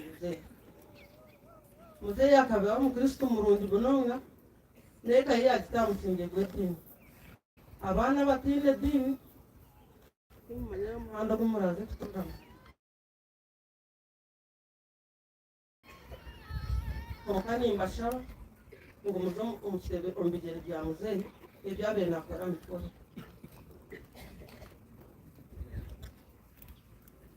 muzeyi akareberera eka ye kurungi hariho omuntu weena obe nagira eki yayetenga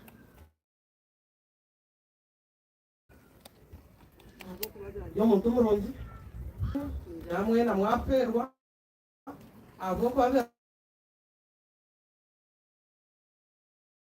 ari omuhabuzi kandi ari omuntu murungi ekyo ntikigwa omwana orikuza kuguma narekuru boona bakashoma kurungi kandi biga emirimo yabo ekyo nikimusiimira okurwara kwe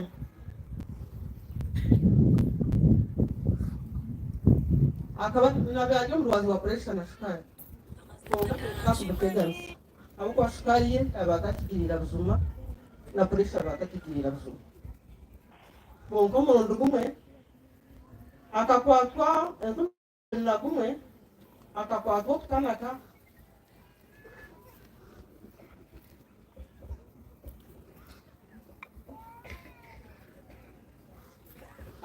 okutanaka yahwa amaani edakiikemu akatanaka nkedakiikemu nare yahwa amaani gahweramu kimwe yabura n'okugamba twamutwara omu irwariro kitagata bamuragurira yabagye twarugayo niho yatungiire omushaho wabe namureberera akamaro amezi 6 arikureberera muzeyi ahabw'obusaasi konka yakira yabagye nangwa obwire obwe twabire tumanya ngu naza kufa konka yakira yabagye ninsiima omushaho wamurebereire jimu ninkushabaho oremerere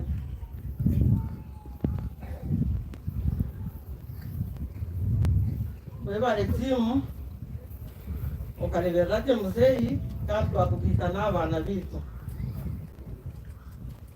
ninsiima abashaho ba kitagata bamurebereire mwebare munonga okwa kataano oburwire obwo nibwo bwe bwagaruka yatanaka nabwe yahwa amaani akashasha murongo ogwe nani nyenka ntiine ekyokukora nateera abaana baruga kitagata Justin iza yamwasiira yamugamba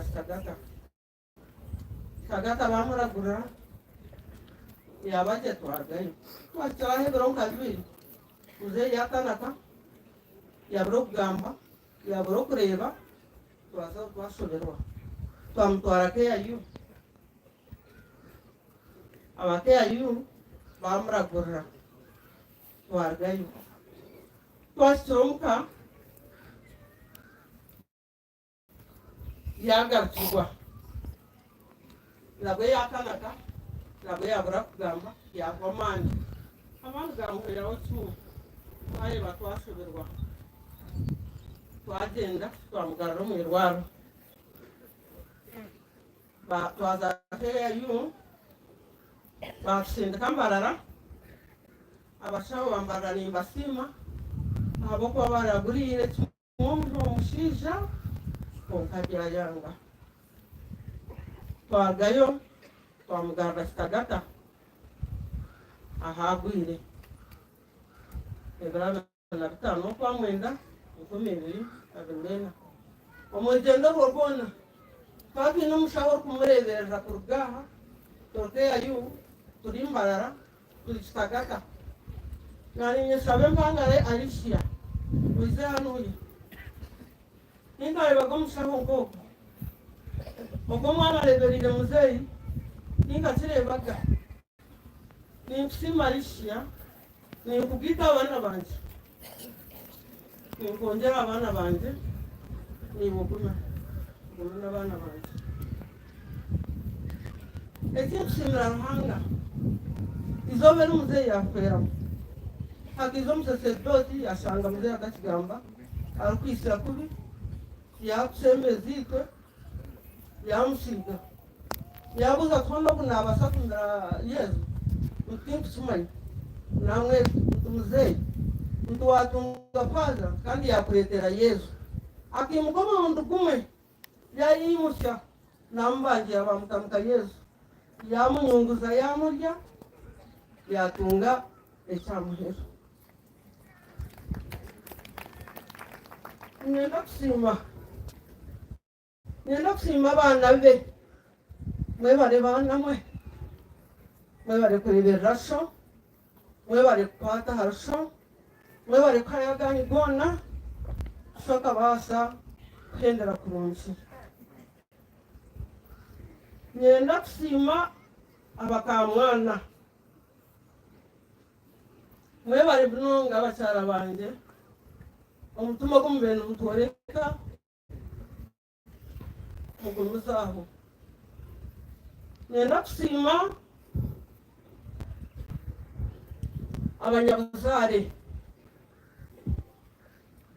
Dr. Jane nenda kusima omulingo gw'omutano ahabwokuba kobenozaha WhatsApp wajoti ango wanyagwire buri mwana wena owayekweta nyekoromi orikweta shwento orikweta shwenkuru abantu bona barebuka ngo biza bamureba kandi batereza na sente zo kumurebera ibyo twenka tubisita kubasa mwebare Jeni kuba ambasada murungi omukayito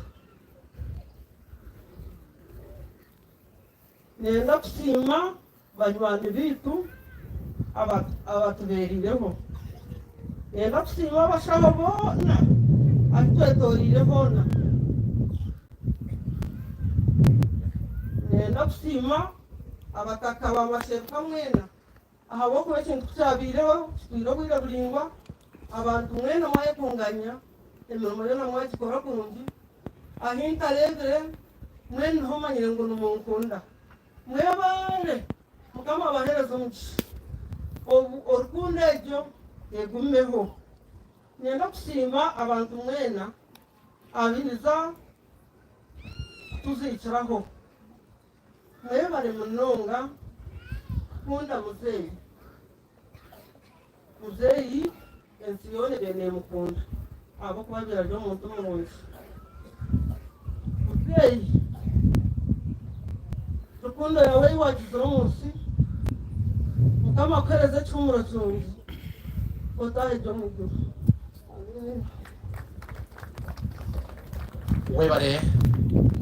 webare munonga kwekwatarira kugamba hamushija wawe kandi umunkore y'omurembe umushiija boshime ko no mugamba nko kuyagira ibyo kugira ngo toyine gagamba abandi bakugambire no, that is not in the movement. So among the things we are achieving nabashyara kazi okushanga numbasa kugamba, and we shouldn't make mistake tukakwata achievements and we replace it with movement. This is an achievement of modern society. Inza kushaba kwa MC mushomereho obutumwa buki then za speech ya kati kandi icyo rahura kure twagamba obundi okabura kukicenga omunkolensa mbwenu tumanye ngu turi omurembe gwa movement kandi kituguma tutambulana n'enkolensa kiruraho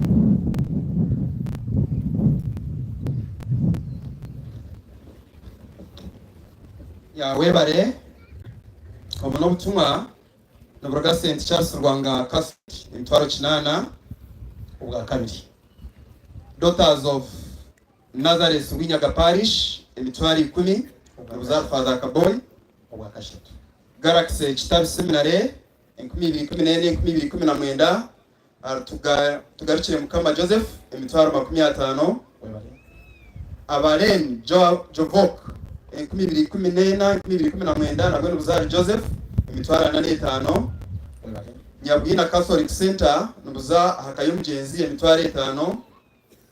Amada Nyabwina Parish nabwo n'ubuza haka y'umugenzi miliyoni muri emitwaro 6. Pison Kuroho Kuruga Kause n'ubuza family emitwaro 10. Mr. and Mrs. Byotarosa n'ubuza Korniwo omugenza yabira ryo mwebembezi emitwaro 5. Ntungamo Girls High School n'ubuza Father Vincent emitwaro 20. Disia Center Catholic Parish Choir n'ubuza Claudius emitwaro 5. Rwinyaga Secondary School n'ubuza Father Vincent emitwaro 30.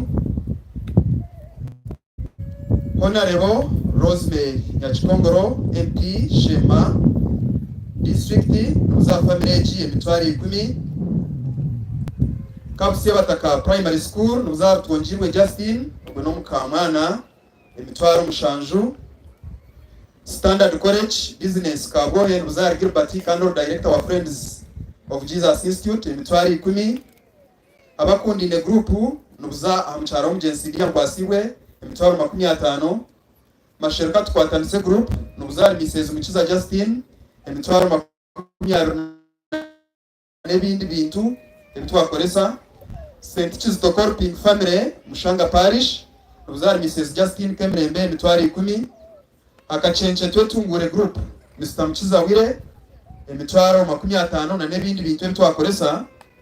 Chibeho Pilgrimage Family n'ubuza Father Vincent miliyoni 2.15. Mujema Peterson n'ubuza family emitwaro 5. Mushanga Sako nabwo n'ubuza family G emitwaro 10. Nyabwina Sako n'ubuza Gilbert member emitwaro 5. St. Augustine Choir n'ubuza Atwino Mugisha Claudius emitwaro 5. Again St. Augustine Choir n'ubuza umucharo w'umugenzi dia emitwaro 5. Bakomeraho kandi kanshabe ba secretaries bitu se corners Kristo kurebaje secretaries bitu mwe mkono yanyu mwaza hagati y'abantu nishaba musikobote bwanyu mubwirizaho misho chendeze badeni yaza kurata obutuma obuturu kwakira. We only receive the already acknowledged condolence message. Bueno abari kutuletera aha imomutware ba secretaries, then from secretaries tuiza kutunga and where possible tuzakubashimira. Thank you very much. Bueno naza kuongera ho butumwa wabo n'ubwa St. John's Secondary School Nyabwina Luzara family y'umwami Neo Kwasiwe emitwaro 20. Thank you very much. Tuinayo Maria Girls Centenary Secondary School Lilizi n'ubwa Reverend Father Kaboy emitwaro 20 na shilingi 15. Tuine St. Kagwa Boarding Primary School n'ubwa wa Father Celestine n'ubwa Father Vincent shilingi 10.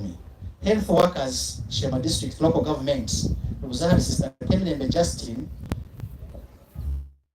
ahabwa Kitagata Hospital miliyoni 1.9. Ona tumbatera mu ngaro masina. Webare tuine Kasinje Rich Gachan Parish n'ubwa Sidia mwana wabo emitwaro 10. Ladies of Faith Kitagata Group Shema South n'ubwa Justin Kemlembe emitwaro 12. Tuine the priests and religious Greater Mushanga okugwa Father Kenneth bengana muntu ubuzara Father Vincent shilingi 50,000 bafite romunga manya abo bomba batine mu kasente wala kasente karugwa bafaza noramu twashito mwebale munonga kubabahereza barungi kandi mukapakasa hata mukagera leseni zo kuzigenza ya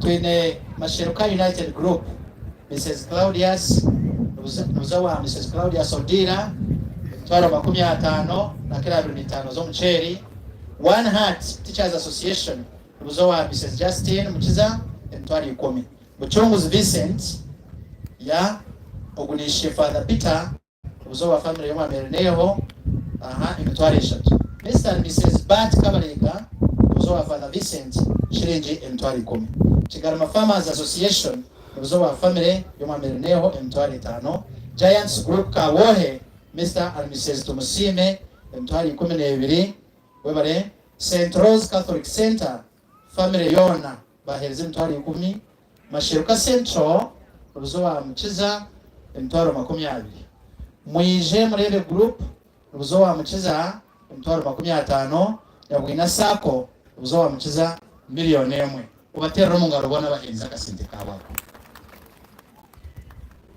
gambo bundi uhendera ubutumwa twitwa rufundikira kuba mukiro wawe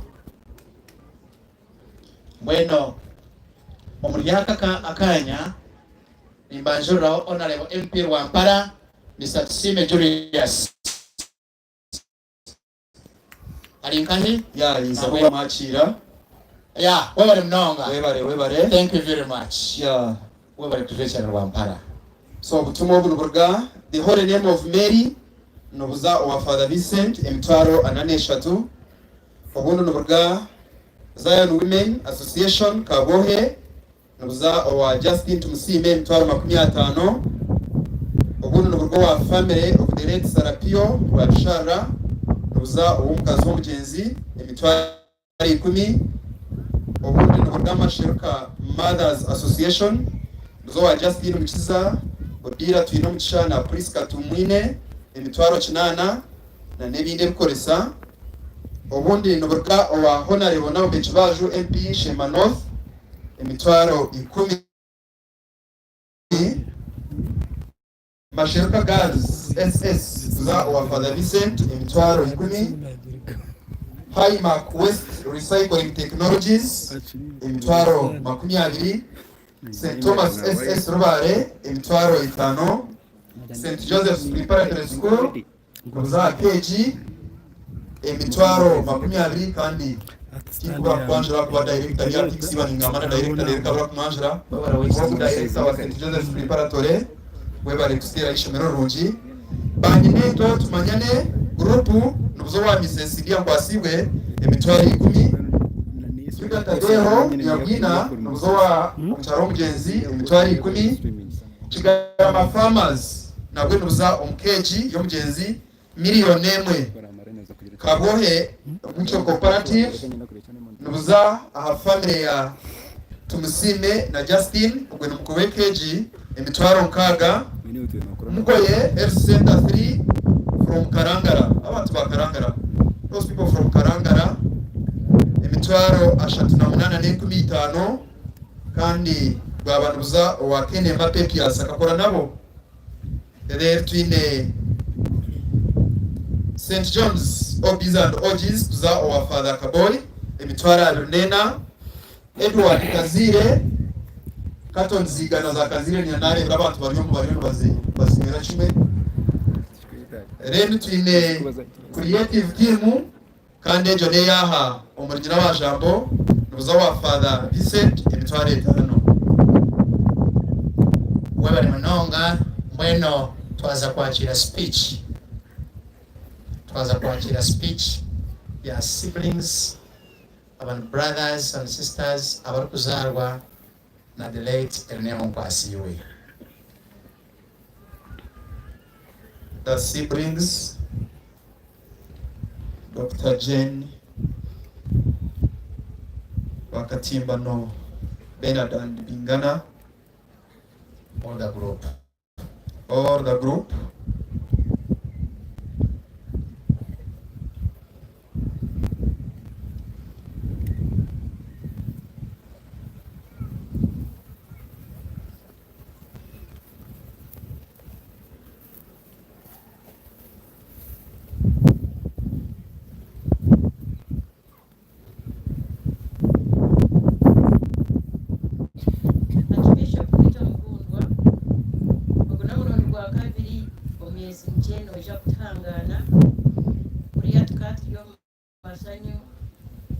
kuja washanika nitwe haturiyo maganya kuja washasha nitwe twebaza mnonga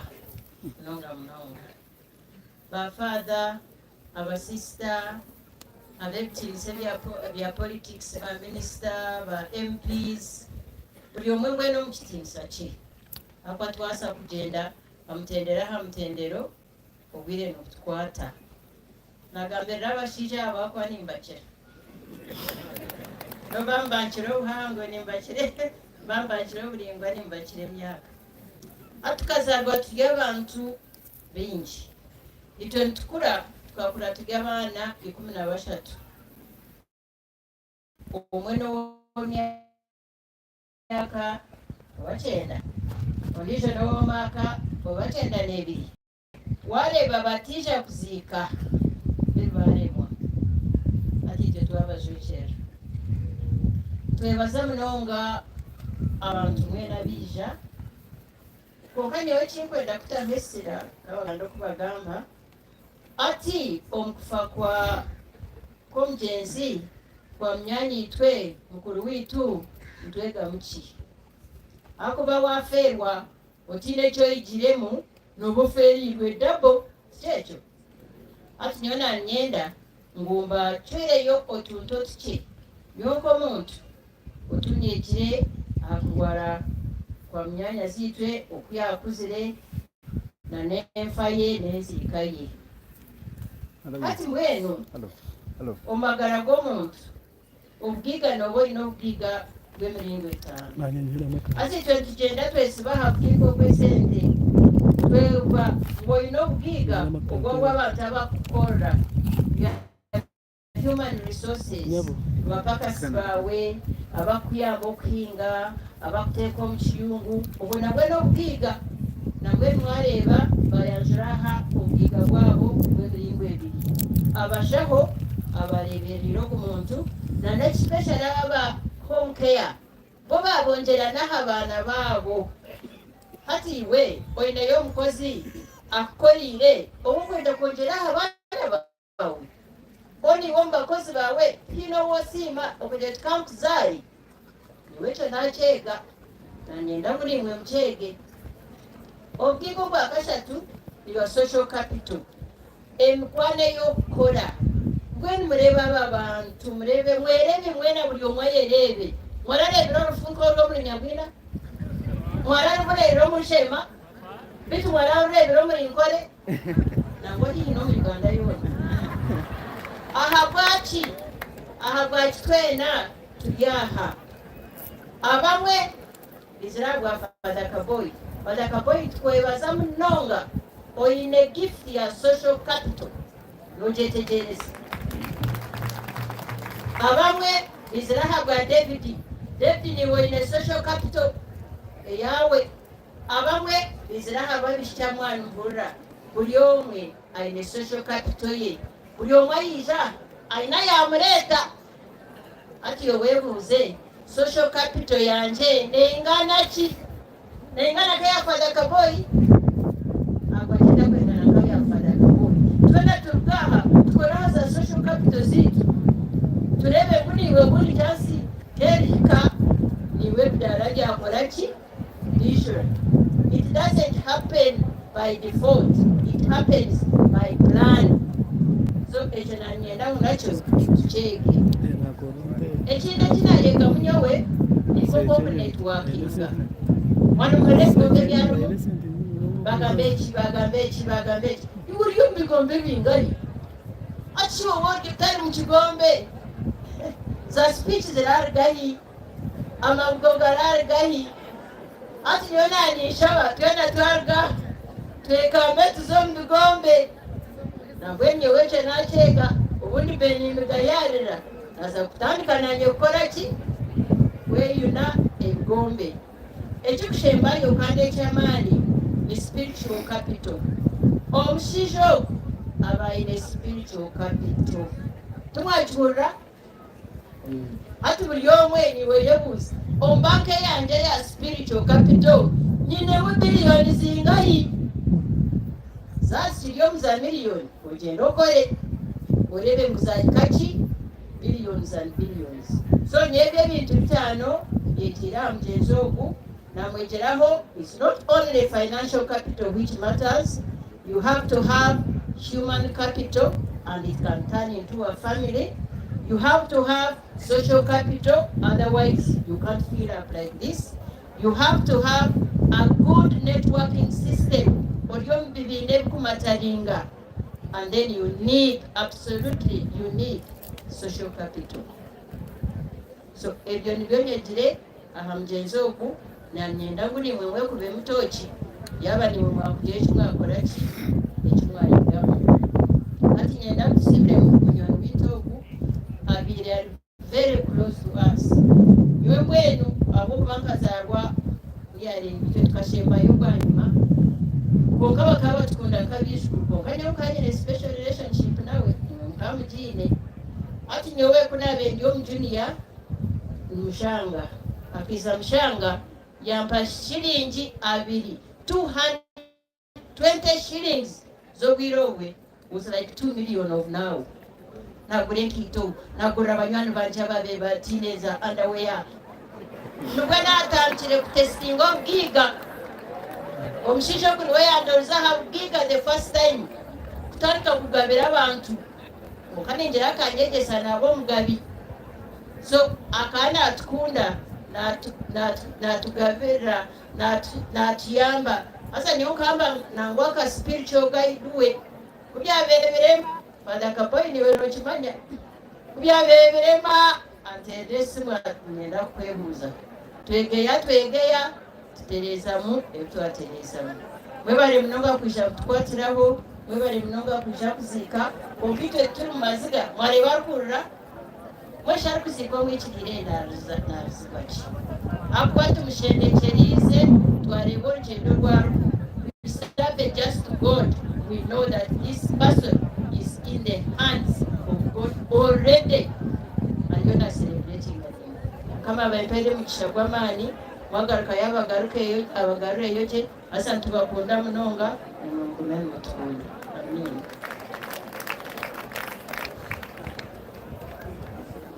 Wewe mnonga ndiji wa doctor. Mama zina tunagaga mama zina ndi Dr. Jane Kenje ya Kayondo. Kanda boy narabaju. Ababi narabaju bekaba igambe. Zina ni Bernard Katimbano. Ya. Wanyeta bingano domaro kanini. Wewe Ino mwamu wanje aho murangira Moses Kayondo twabare myaka 8 ibiri tuteka. Ari nkaishi. Koleche. Atubireho wewe mnonga ya umurangira rwaho achari mboko no murangira kwizera wewe mweno MC wewe ebintu byanura ningira abareba speeches twasya speech ibiri kandi twasigaje speech ibiri zonga ushobora ho butumwa rero tongera ya abana ba P Investment Club nuza wa Father Vincent milioni emwe family ya Kasheche nabwe nuza a family eji emitwari 10 St Joseph's Vocational nuza ari Katunje umwaka gwa 1985 kuza 1991 milioni emwe n'emitwara 22 Dr. Yoda Honorable nabweruza akeji emitwaro 20 Kitagata Health Workers Association nubuza amuchara Justin emitwaro shanju Global Coaches nubuza Father Vincent emitwaro 50 Centenary Bank nubuza Father Vincent emitwaro 10 Banka Konji nubuza Claudia San Family emitwaro 3 Plus 2 High School nabweruza Father Vincent emitwaro 10 azabiza uchereza n'abarebera inyuma aho mubira abantu aba Plus 2 yabagenda. Okay. Good Hope Katunje nubuza Katunje David milioni n'emitwaro 36 Bugonji College and Nursing nubuza ari Madam Justin emitwaro 25 Ebo Sako nabweruza Father Vincent emitwaro 5. Honorable Mwijukye Francis MP Buheju emitwaro 20. Then abeshongozi bambara archdiocese bambara rabo kandi uzoa Claudius ijana emitwaro 20. Webare twinobu n'uburga St. Henry's College Kitovu kandi ubuzare Reverend Father Vincent basitera mu emitwaro 10. Obu n'uburga Kigarama People's Circle Kips n'ubuzare Reverend Father Vincent bateka mu emitwaro 10. Obu n'uburga habaruga Rwinyaga kuja kuzikiro Father Vincent miliyoni 1 n'emitwaro 34. Kandi ubu n'uburga wa Muzeyi Rwanyihora Deogracious kandi n'ubuza KG na Munonga Father Vincent yatuzikisa emitwaro 3. Webare Munonga twine Reverend Father Bonaventure tugo mazima rugambarara emitwaro 5. Twine family y'omwami Ron Ntwaza miliyoni 1 n'emitwaro 10 n'ebitoke 20 mazima mbatero munga. Twine masheruka SS senior 4 candidates 1995 nubuza ahali Mukiza Wile bahereza miliyoni 2 n'emitwaro 26 n'engumina wa signing Reverend Didas na twita chairman. Mwebale Munonga mazima ayumwiha Ruhanga garureho kandi obugiga mu kiro bw'enshaje. Bweno omukanyaka munyikirize twaza kwetayo speech ya kashatu kandi speech ya kashatu ni abana bakifa. Abana bakifa batabana bahara ona omugenzi leo nkwasiwe nshaba twize tweyo ebigambo byitu abantu abarya ya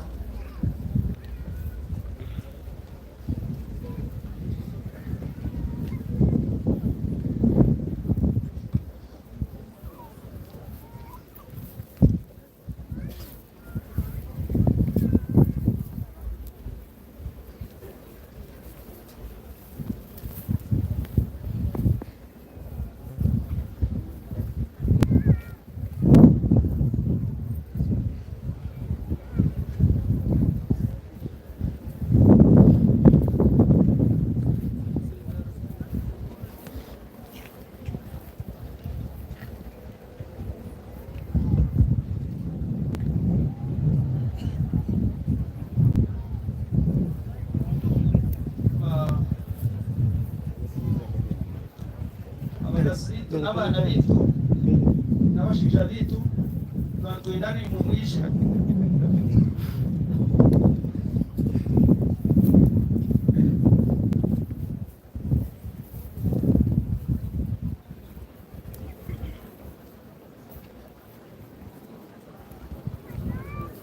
takushikisha bwire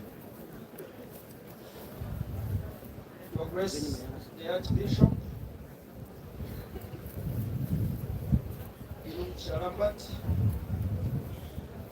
sacerdote mwena, sister mwena, abanyabuzare, abanyamukago, buli omu mukitiinisa kye.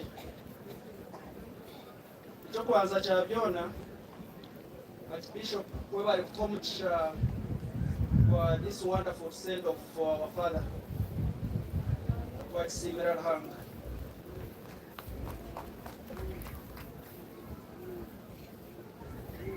Mama Cynthia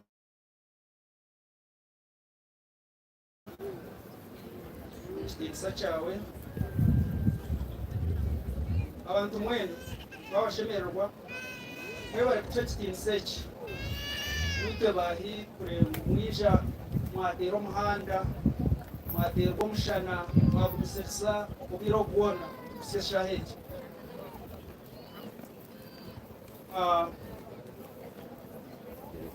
aba nibanyanyazina barumuna banje konka ningira kambaze pe speech then beyanje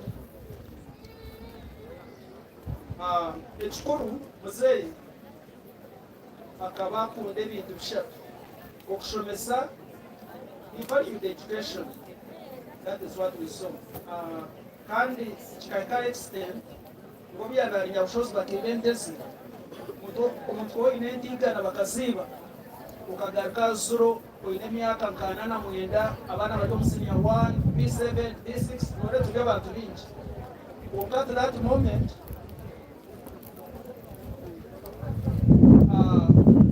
ashaaha ekyo akikiriza yaraganya bushobozi yagaruka kono yatandika kuhinga okushubura perseverance kureba ngu nkanya waba St. Joseph's arikumanya ngu school fees yanje tere bakisubu nobwo ari Sicilia kitali taratwihire akaturekayo twagumantishoma.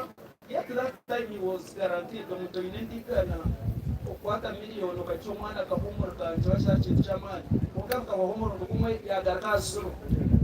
So yatandika kutsya yahika level y'okurengura omwana ari aha ashomere yatunga n'omugisha asigire na omwana omuto akazaara abaana bingi konka norenga tuuga Joseph abantu batagesunganya mbere yatuuga nawe yafaheza okushoma. So umutima gwe tiyasidibaje ekyakabiri akaana abaliwinga okukora munonga hard work yakaana akora akaana abasabe enenga akora niwo mumutima konka nekyo kitureiningire ninkireeba abaana bakiri. So ebintu ebimwe mukureba abantu abantu bakora bafada kaboyi mukahurira muyakambara mukasheshe ngu hariho nyaruguru mwazi yabarinanka ekyo ni culture yishe nikemura. So akaana kwasa kurengwaye gokora. Dr. yagamba kya power of prayer spiritual capital ishaka ali cateches the first cateches here where are the ekicaca emikore ya nyabwina nono buna bintu muto agaruka senta hari ekesenta kuchwa konka ka simple konka mbona nojya mu bintu akora parish yenga tire mwana barwanyora na bacangaraho muntu yakora parish na babanjirana izold mena bayidano omunga antera tukurachira kwa boso konka shaheje kozi tukakora tuzamushanga yewe parish ka twatamuzebye. There were no means of communication. Na n'entambure ketaro ha ugota muzebye wodo muzabero wodo munyanga bo borki ugota abentije konka ni tangaro kureba centrality yaha it's a parish ndeba nyabwina secondary then ndenda kukora secondary kushomera kuri primary ndakumanukisha kuraba inde hate nzakanya nabiri. So as an individual n'abantu abe bamwetorire bakagira umushinya gw'amani bakora ibintu byo kutangaza ku regents. So power ya prayer akajine kandi n'abana jibatiremu and he was lucky one of his children akabompere akabafata akature na chetenga neke kemaze emyaka kama 15 bakwetenga ompero muka abuze. The last one was John, I think, or Abedo, or just worker, he can catch Tabi, or one swat, Bakambing. So, Oktunga, Father Vincent, now, abantu binjo mukishenkuruka gwatwara kafashemerirwe ngakunanga Simon wa Revelation atatire komwe wawagenda n'okusinja ninjira muna we yafa inokusinja abwa that one also as a wish. Bibone kugambera wari ngari nkaga n'umuchamaji yafa ya humura ni emyaka ye life expectancy ngokutanga kuteka ngo akachenana chena chances are that unoza ningo kusire oryo no gendera konka akaina no mutuma go kuyamba umbata bamwareba harumuka Sergio ogwe akamada kutinga yabo mwana we n'umukazi yaje yatura yabo umuntu.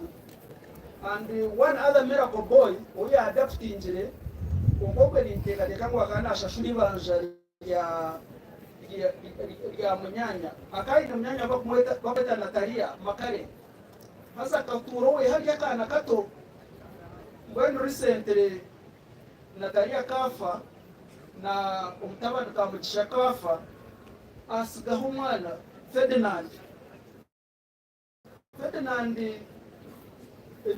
alingaye nijo misho bakurebe ati tata katuro wa Natalia na Makare ajo mwana muto na waferirwishe aferirwenye nakchwa yaza katuro wa munyanya ngono mwana ogu nindekateka ngo akamwada kutinga on that basis amshonesa senior 1 senior 2 senior 3 S4 then TTC kamera TTC ogu na wama de ataka kushonesa nyabina alikoshonesa senior 5 and senior 6 ayayo triple A asa Makere lo mulo school 20 nuskoba lazenda okumara Makere atunga scholarship asa Harvard atubwari hano obi Obama ina basembe bakatenya so tukureba ngo sometimes we have konka one of the miracle boys abado mukomu who are his product indirectly because of being good to other people utekunda so mukumemu yamba bandi ingabanyu tokumanya umuntu nabamira kwato kunemera ko boy is one of the best lawyers umuntu odomu kambara social advocates nagaruwa burijo nijana gamba biki non bagitaka tuje David in the residence ya state attorney wa Bizindoro deno kune ngambe okune my family is here oguno mukazi wanje Flavia nyina mucisha na Gagisoro oguni Mary ni amazire journalism nakagraduate ndire oguni Joel man garhanga kuntabano wanje we found bona chisubo musinya one smack tugeza ku bato mashobero gedini ngono yakujiro kuyaba onkabe na manyarhanga nena yo msheri engineer arhari yako ngai ya jambitia horaje jeno warum kozero covid konka bwena we more mutwe mnyana ito school fees kwa sana sawa akati libanje konka kata libanje ya school fees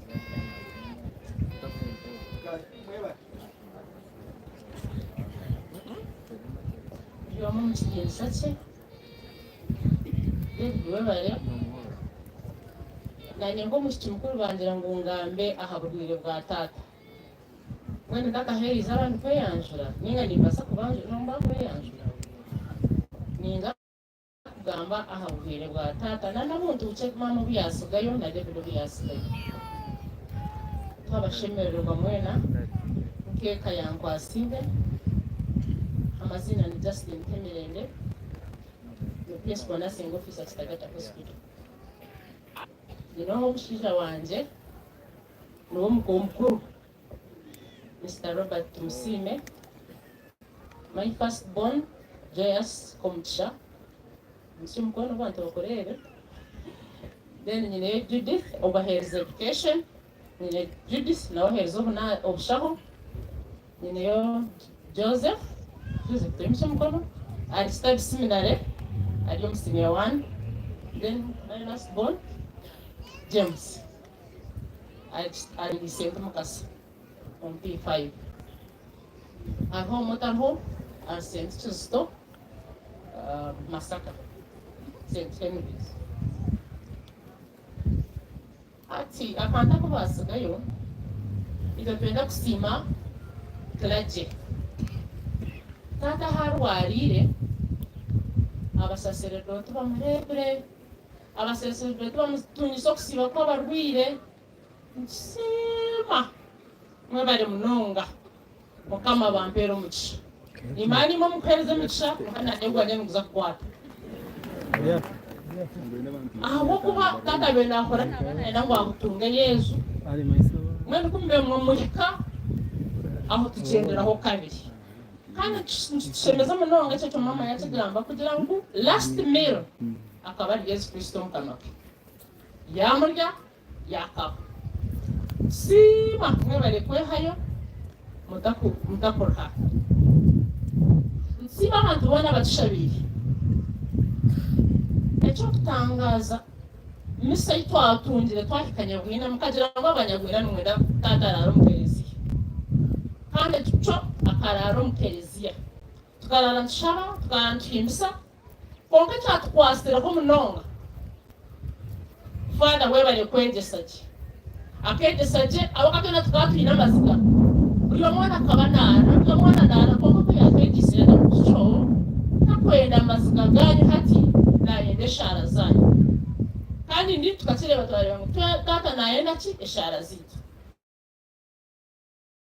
tata nayenda shara zitu kandi ndira ngo estwasya misazi mushomere yayiza kufika hano ari mtu komya ngo sacerdote abo mu bazitunga tata bire so special kumkunda mwe bayikude kayitu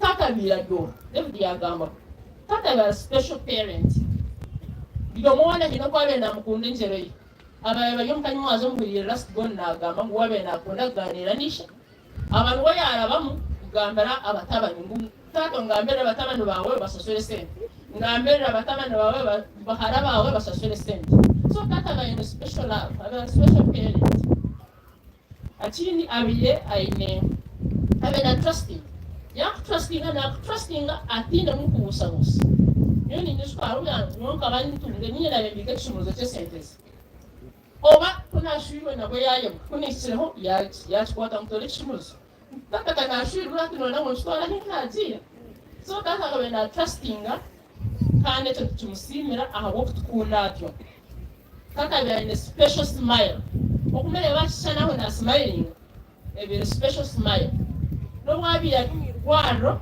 abamurebera habize kumutaya ya ninja mukamareba abya in a special smile ndimukundira kandi abena kunda ntanga muno ngo kubabe bamugamije tinza kusigaruka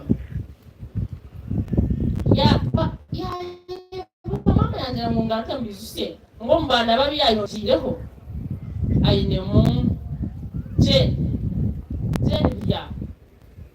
wibanda rinka mama yaje muyaye bwabazwa bukumera nanga mama yageza jeni no mwana witu no mwana wa mama no murumuna wanje ni worya hakayitu no mushisha wawe ni umurya abana bitu muri abana bekayitu kandi abakamwana yagamba abakwe konga bakamwana bamweba nimwe mu bahara ba mama kazara abana bacha bishiki bache konga tunjera bishiki umurimwe bakamwana ngo bari kuba abashiki be baronje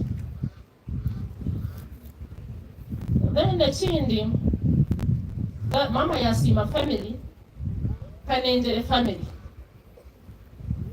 nyewe nshemerirwe aho kuba tine sente studenza kubasa tine sente nindi mnongo marwara na wakani njira ngumbara nipeza kasente kati niye more it was the most expensive hospital okubyama ngo bitwalera ngo musharinga ngo byamaha embassy of escali mutumo church be too expensive konka mwena mutuberireho kanengere family we are humbled mwebale kutukwasa zorugamba no mwana mje ngo babere kuwaza konka tituwizi twe nimwe mwenda byo mwenda participating kandi tusima munonga banywani beka yitu abishukuru ababa friends of Jesus tutina bishibinchi barovi nabamba tuletera breakfast lunch supper mene mbagambira unyonyonjiro kilos nyinji munonga ahabo kurya bayimba turisaje abantu abakamwana bamerebere apurumu tuwena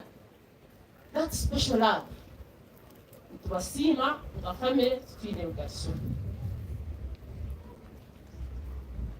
niyenda kusima omulengo gw'omutano abantu abahire tate shaga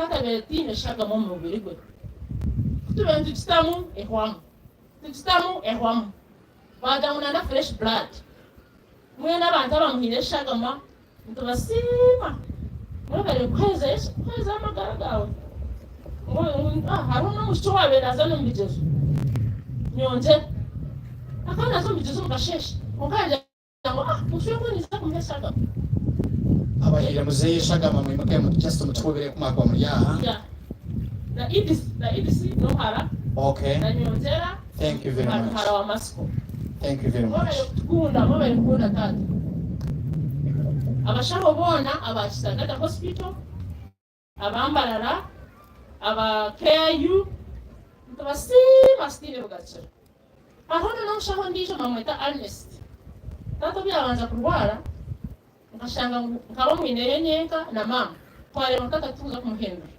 twaronda umusigazi bakamwita Ernest mwabanze kumureberera kumaresande zone twamazira mu irwaro nawe tumusiba nawe nayo bari kuba umwana tata kadatu n'umwana kandeberire kandi tata kwabe na mushyo ubwo musanishe aja to kumushiki afuna wandeberire tumwana ukandeberire mwene sinde cyo kutangaza tata kasigaye heza lisho misha mwene bamujya ngo hina bakeyi bampereza umurimo ngo ahumurwa wa gashatu mwene cyo kutangaza tata cyatandisiraho Alisha njonangu wabira umwana witu nabotendeze kandi ukore ngoko beno yamba tata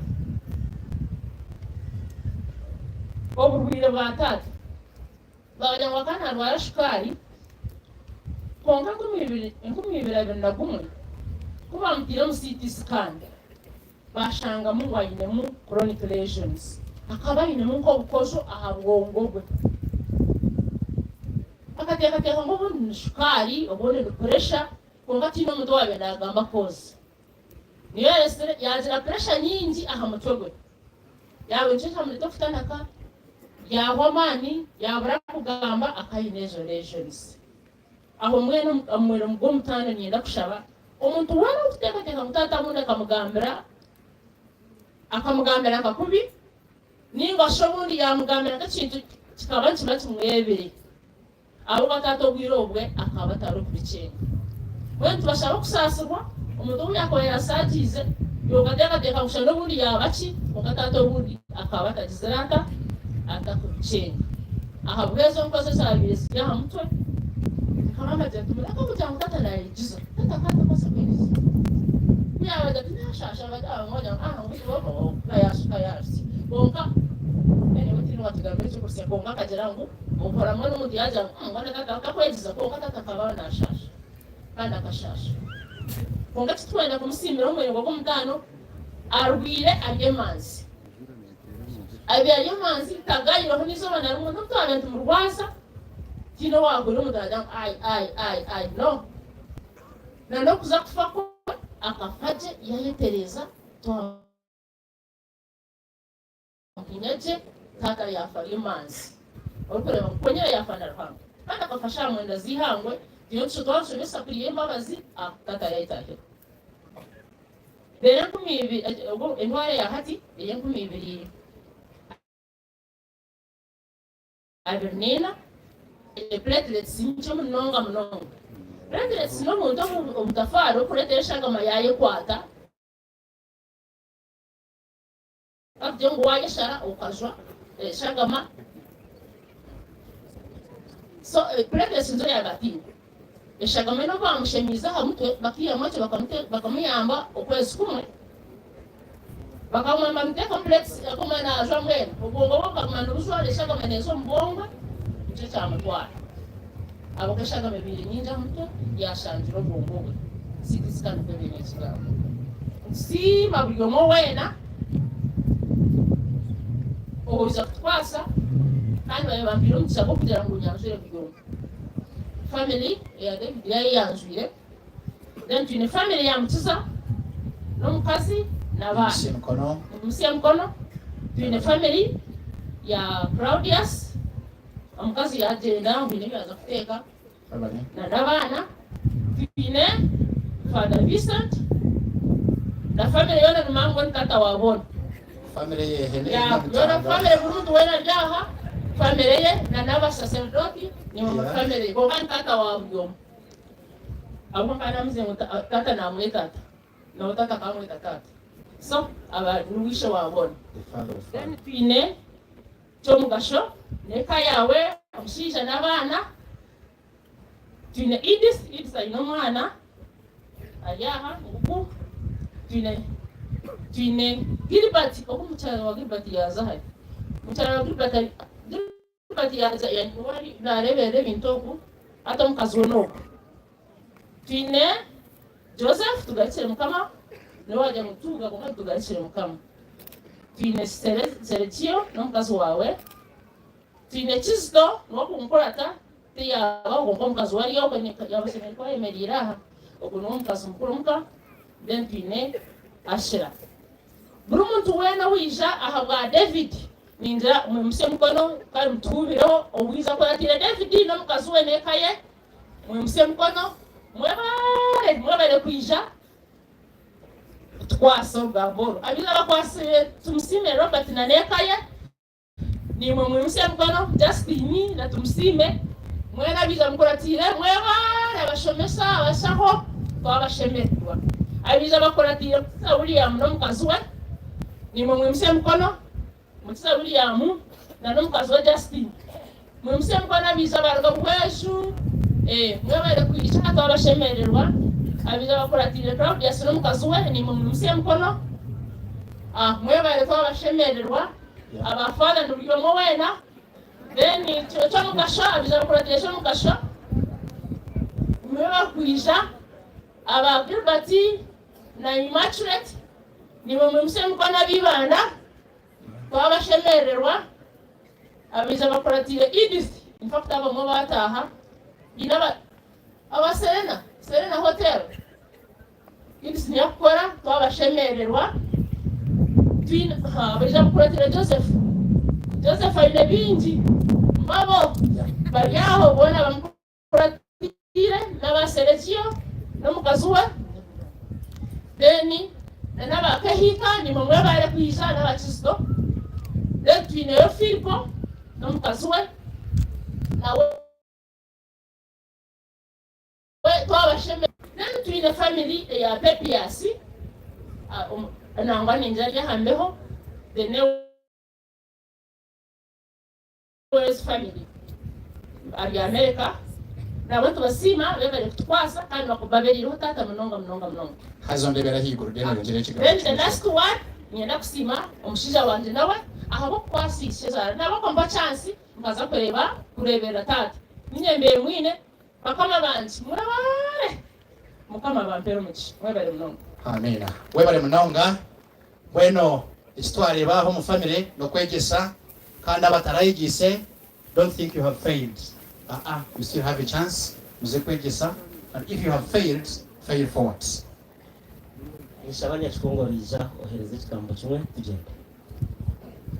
Yeah, webare abaragachiruhura mukoratire Justin na Benda Justin ali yaho yimuse mukono abachiruhura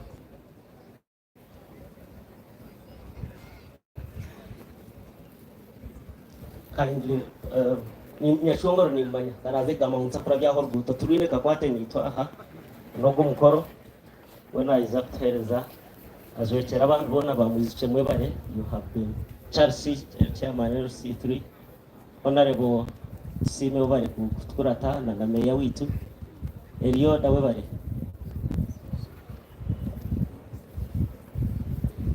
Thank you, Tize, Chairperson Shema District. Abantu muri abantu bashema. Muri otumine nsonga. Mwene ebintu byabakali ororufuru abakali onkani twikiriza ngutwareba ekintu kirungi ky'omuntu akwasibwa obuvunanyizibwa bweka kushomesa abantu ababona bakareta ki ebintu kandi nicyo tukagira ki tukabiryaho fanga nyikiriza elizoba riri kanso yona yaberya omuntu wona ori kumanya ngunarwa omukanso yashema ayimuke bamurebe because it is also important. Yes, when cancer and this is my voice chairperson. We have got here RDC na weyeja. Don't worry, nsura tekuza kugwa.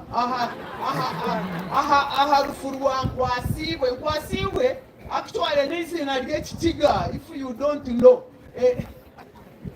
The kwasiwe iguru kwari kwata na bishop. My Lord Bishop, Your Grace.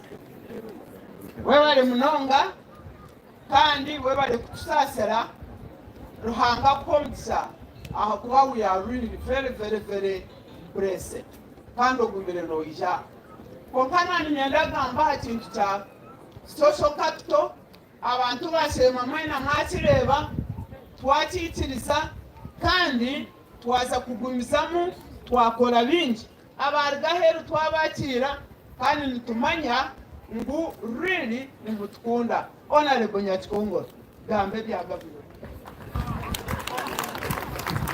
Honorable Longa, Your Grace n'abafather baryaha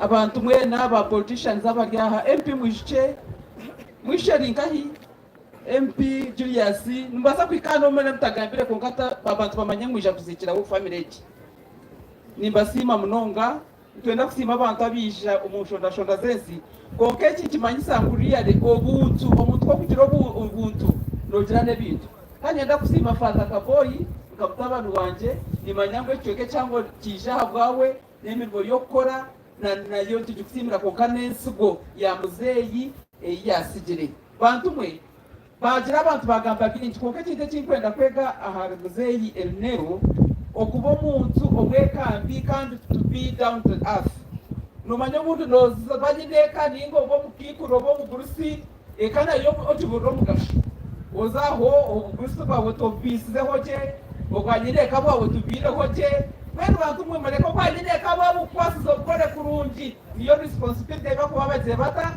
bakwire nsimo mu mugwi yakoze agakorera government yazara abana bariyo bakorera government yabiza kwese nawe kimwe bana mwe barumuna Father Kaboyi yotakayereba ukajango Father ogu abira ryo muzire yaheza komeye byakarugamu numwijagazora echo cyo nikibagambira abo kuba muzire kwa kurukomuka nabo kwadirire bingi bigase yo muzire mucamyo konke kirungi mwine Father naija kumanasha birekeji yekumeti zireta eriche yenda kusima mukikuru yazaho yagamba mushisha we kurungi ngo mushisha wakana akunda abantu kandi nakora kutume chona nyamura bana mwe mtakaheza kushenekereza shimwe mukagira ngo pasadia mwagira muta mwamurekaho keep around her mumsupporting mugumena we kandi urahangana je kumatyo muhwezi witu nisiba ba MP zaba ubwo Julius no warwapara we bare kuyija mwiju neiba witu owitu buzuma we bare kuyija Gwishtaine na shonga kandi twatungona ba former MPs bitu kandi wabe ari former minister witu Elioda tumwesije we bare mnonga kuyija konwe bonga birana ke Simba na Julius Ogu kokabona naba binyaga hari boda bisha bakuratiroha Kaboyi ariho n'abandi ba politicians abaryahamaze mwe bare kwisha kwa sekeji eneo kwekore zina ryawe ranga kwereze cumuro kirungi apoloje wahone go tubashi konka pie mwamurebaho nateka hechi muri yanterera kandi ngwani mwenye mura posia na raria eneo ranga kwereze cumuro kirungi twaheza ba MC please webare Father MC twaheza. Yes. Your Grace Nishaba. One word and we go. Yes. Turaze kugenda abasaseredoti nimbashaba ngo munkwase tugende tware tato mbuturwe obwa muheru and tukiga abatereza obutumwa bwanyu busitashoma tuza kubusoma ikonkobwa abafather bona miliyoni 320 Priesthof Mbarara Archdiocese obwenanta kubara kumugamba ahubwo kubabinemu mwe bari muno kama beni mwe nakusabe tatito mbabazi nyingi twasa umutima gwa mwene witu Erneho twina amatsuku gahamire nkuko kwa abantu bona bafire muri Kristo bazoka hamwe nawe na mugezi witogo nkwaruzoka turutemperu sima byone bwahiro kumuhereza wawe atiri umuseti bukabo manso bufura bwawe kandi bukore kakutweterine n'abakiriro muri Kristo nabo cyane mukama urukiza nemba bazukushaba kwitu oyatira umuhereza wawe ugu kandi itabasigara tumetumurizanire ibigambo by'edini okusya ututeranira twene muri Kristo tukatura hamwe na mwene witogo ubusinge no businge ekitwatukusha abantu rabo mu Kristo mukama witu bamarika bakutwara mu iguru azakora icyo y'abajuruzi bakwatire bakutasi mu rembo rukwera Yerusalemu kazakituro ya tuzakushaba tutekero umuhanda aho kuraba kandi ahitkuza twantushaba family members n'abasacerdote mu twakwa ninde twanigerayo akwate na tukagira tukeyo wende reka batabo babino bazo mwanya ogo bitu muri bari mwena bijo mwanya ogo aho kushendegereza muzeyi Erneho cyabatice tuzakushaba abanyihe mwize mugenderana nene murebi abanyihe mwize mukwate murebi na kandro zanyu rero tunyegeretize ahituza kuzika umugenzi kandi ahabwo buteka tuza kwikiriza abanyadini babanze barabeho na kwaya na members ba family avoid condition. Okay, amazina kaburizo ni Mr. Life Kabaka Oria Nkole Media. Niye na kusema na DMCEO Obulumwizi oba kansara tumwendeza mweno mukuru bariyo tugendera ye mwe bari kuforo ingabira ni kandi ya but the youth president of Jesus Mtwara Kaboi Wabatine tuna mahali skuru kwa Fadabise Mtwara Mwakiabiri amazina kaburizo ni Mr. Life Kabaka Fadabise Mtwara Nanetano mwe bari kuforo ingaza kwa mbele subscribe ingero share ingento mantukise mantukiseho ibintu tukora Nkole Media live sikeze mantukiseho ayabaferi we alfaza Vincent ya Vice mwe ndiye msoga na watu mwendo mrumizi Simba bwa kansala ya charismatic group Nyabwina family Mtwara 5 ya Nyabwina Mixed Primary School Father Kaboi Mtwara 20 ya Nyabwina Catholic Leaders Association Ngoa Presidium kwa Siwe Mtwara 20 yes Mayanja Hospital Ngoa Justin Mtwara 20 yes ya Ruhanga Benadi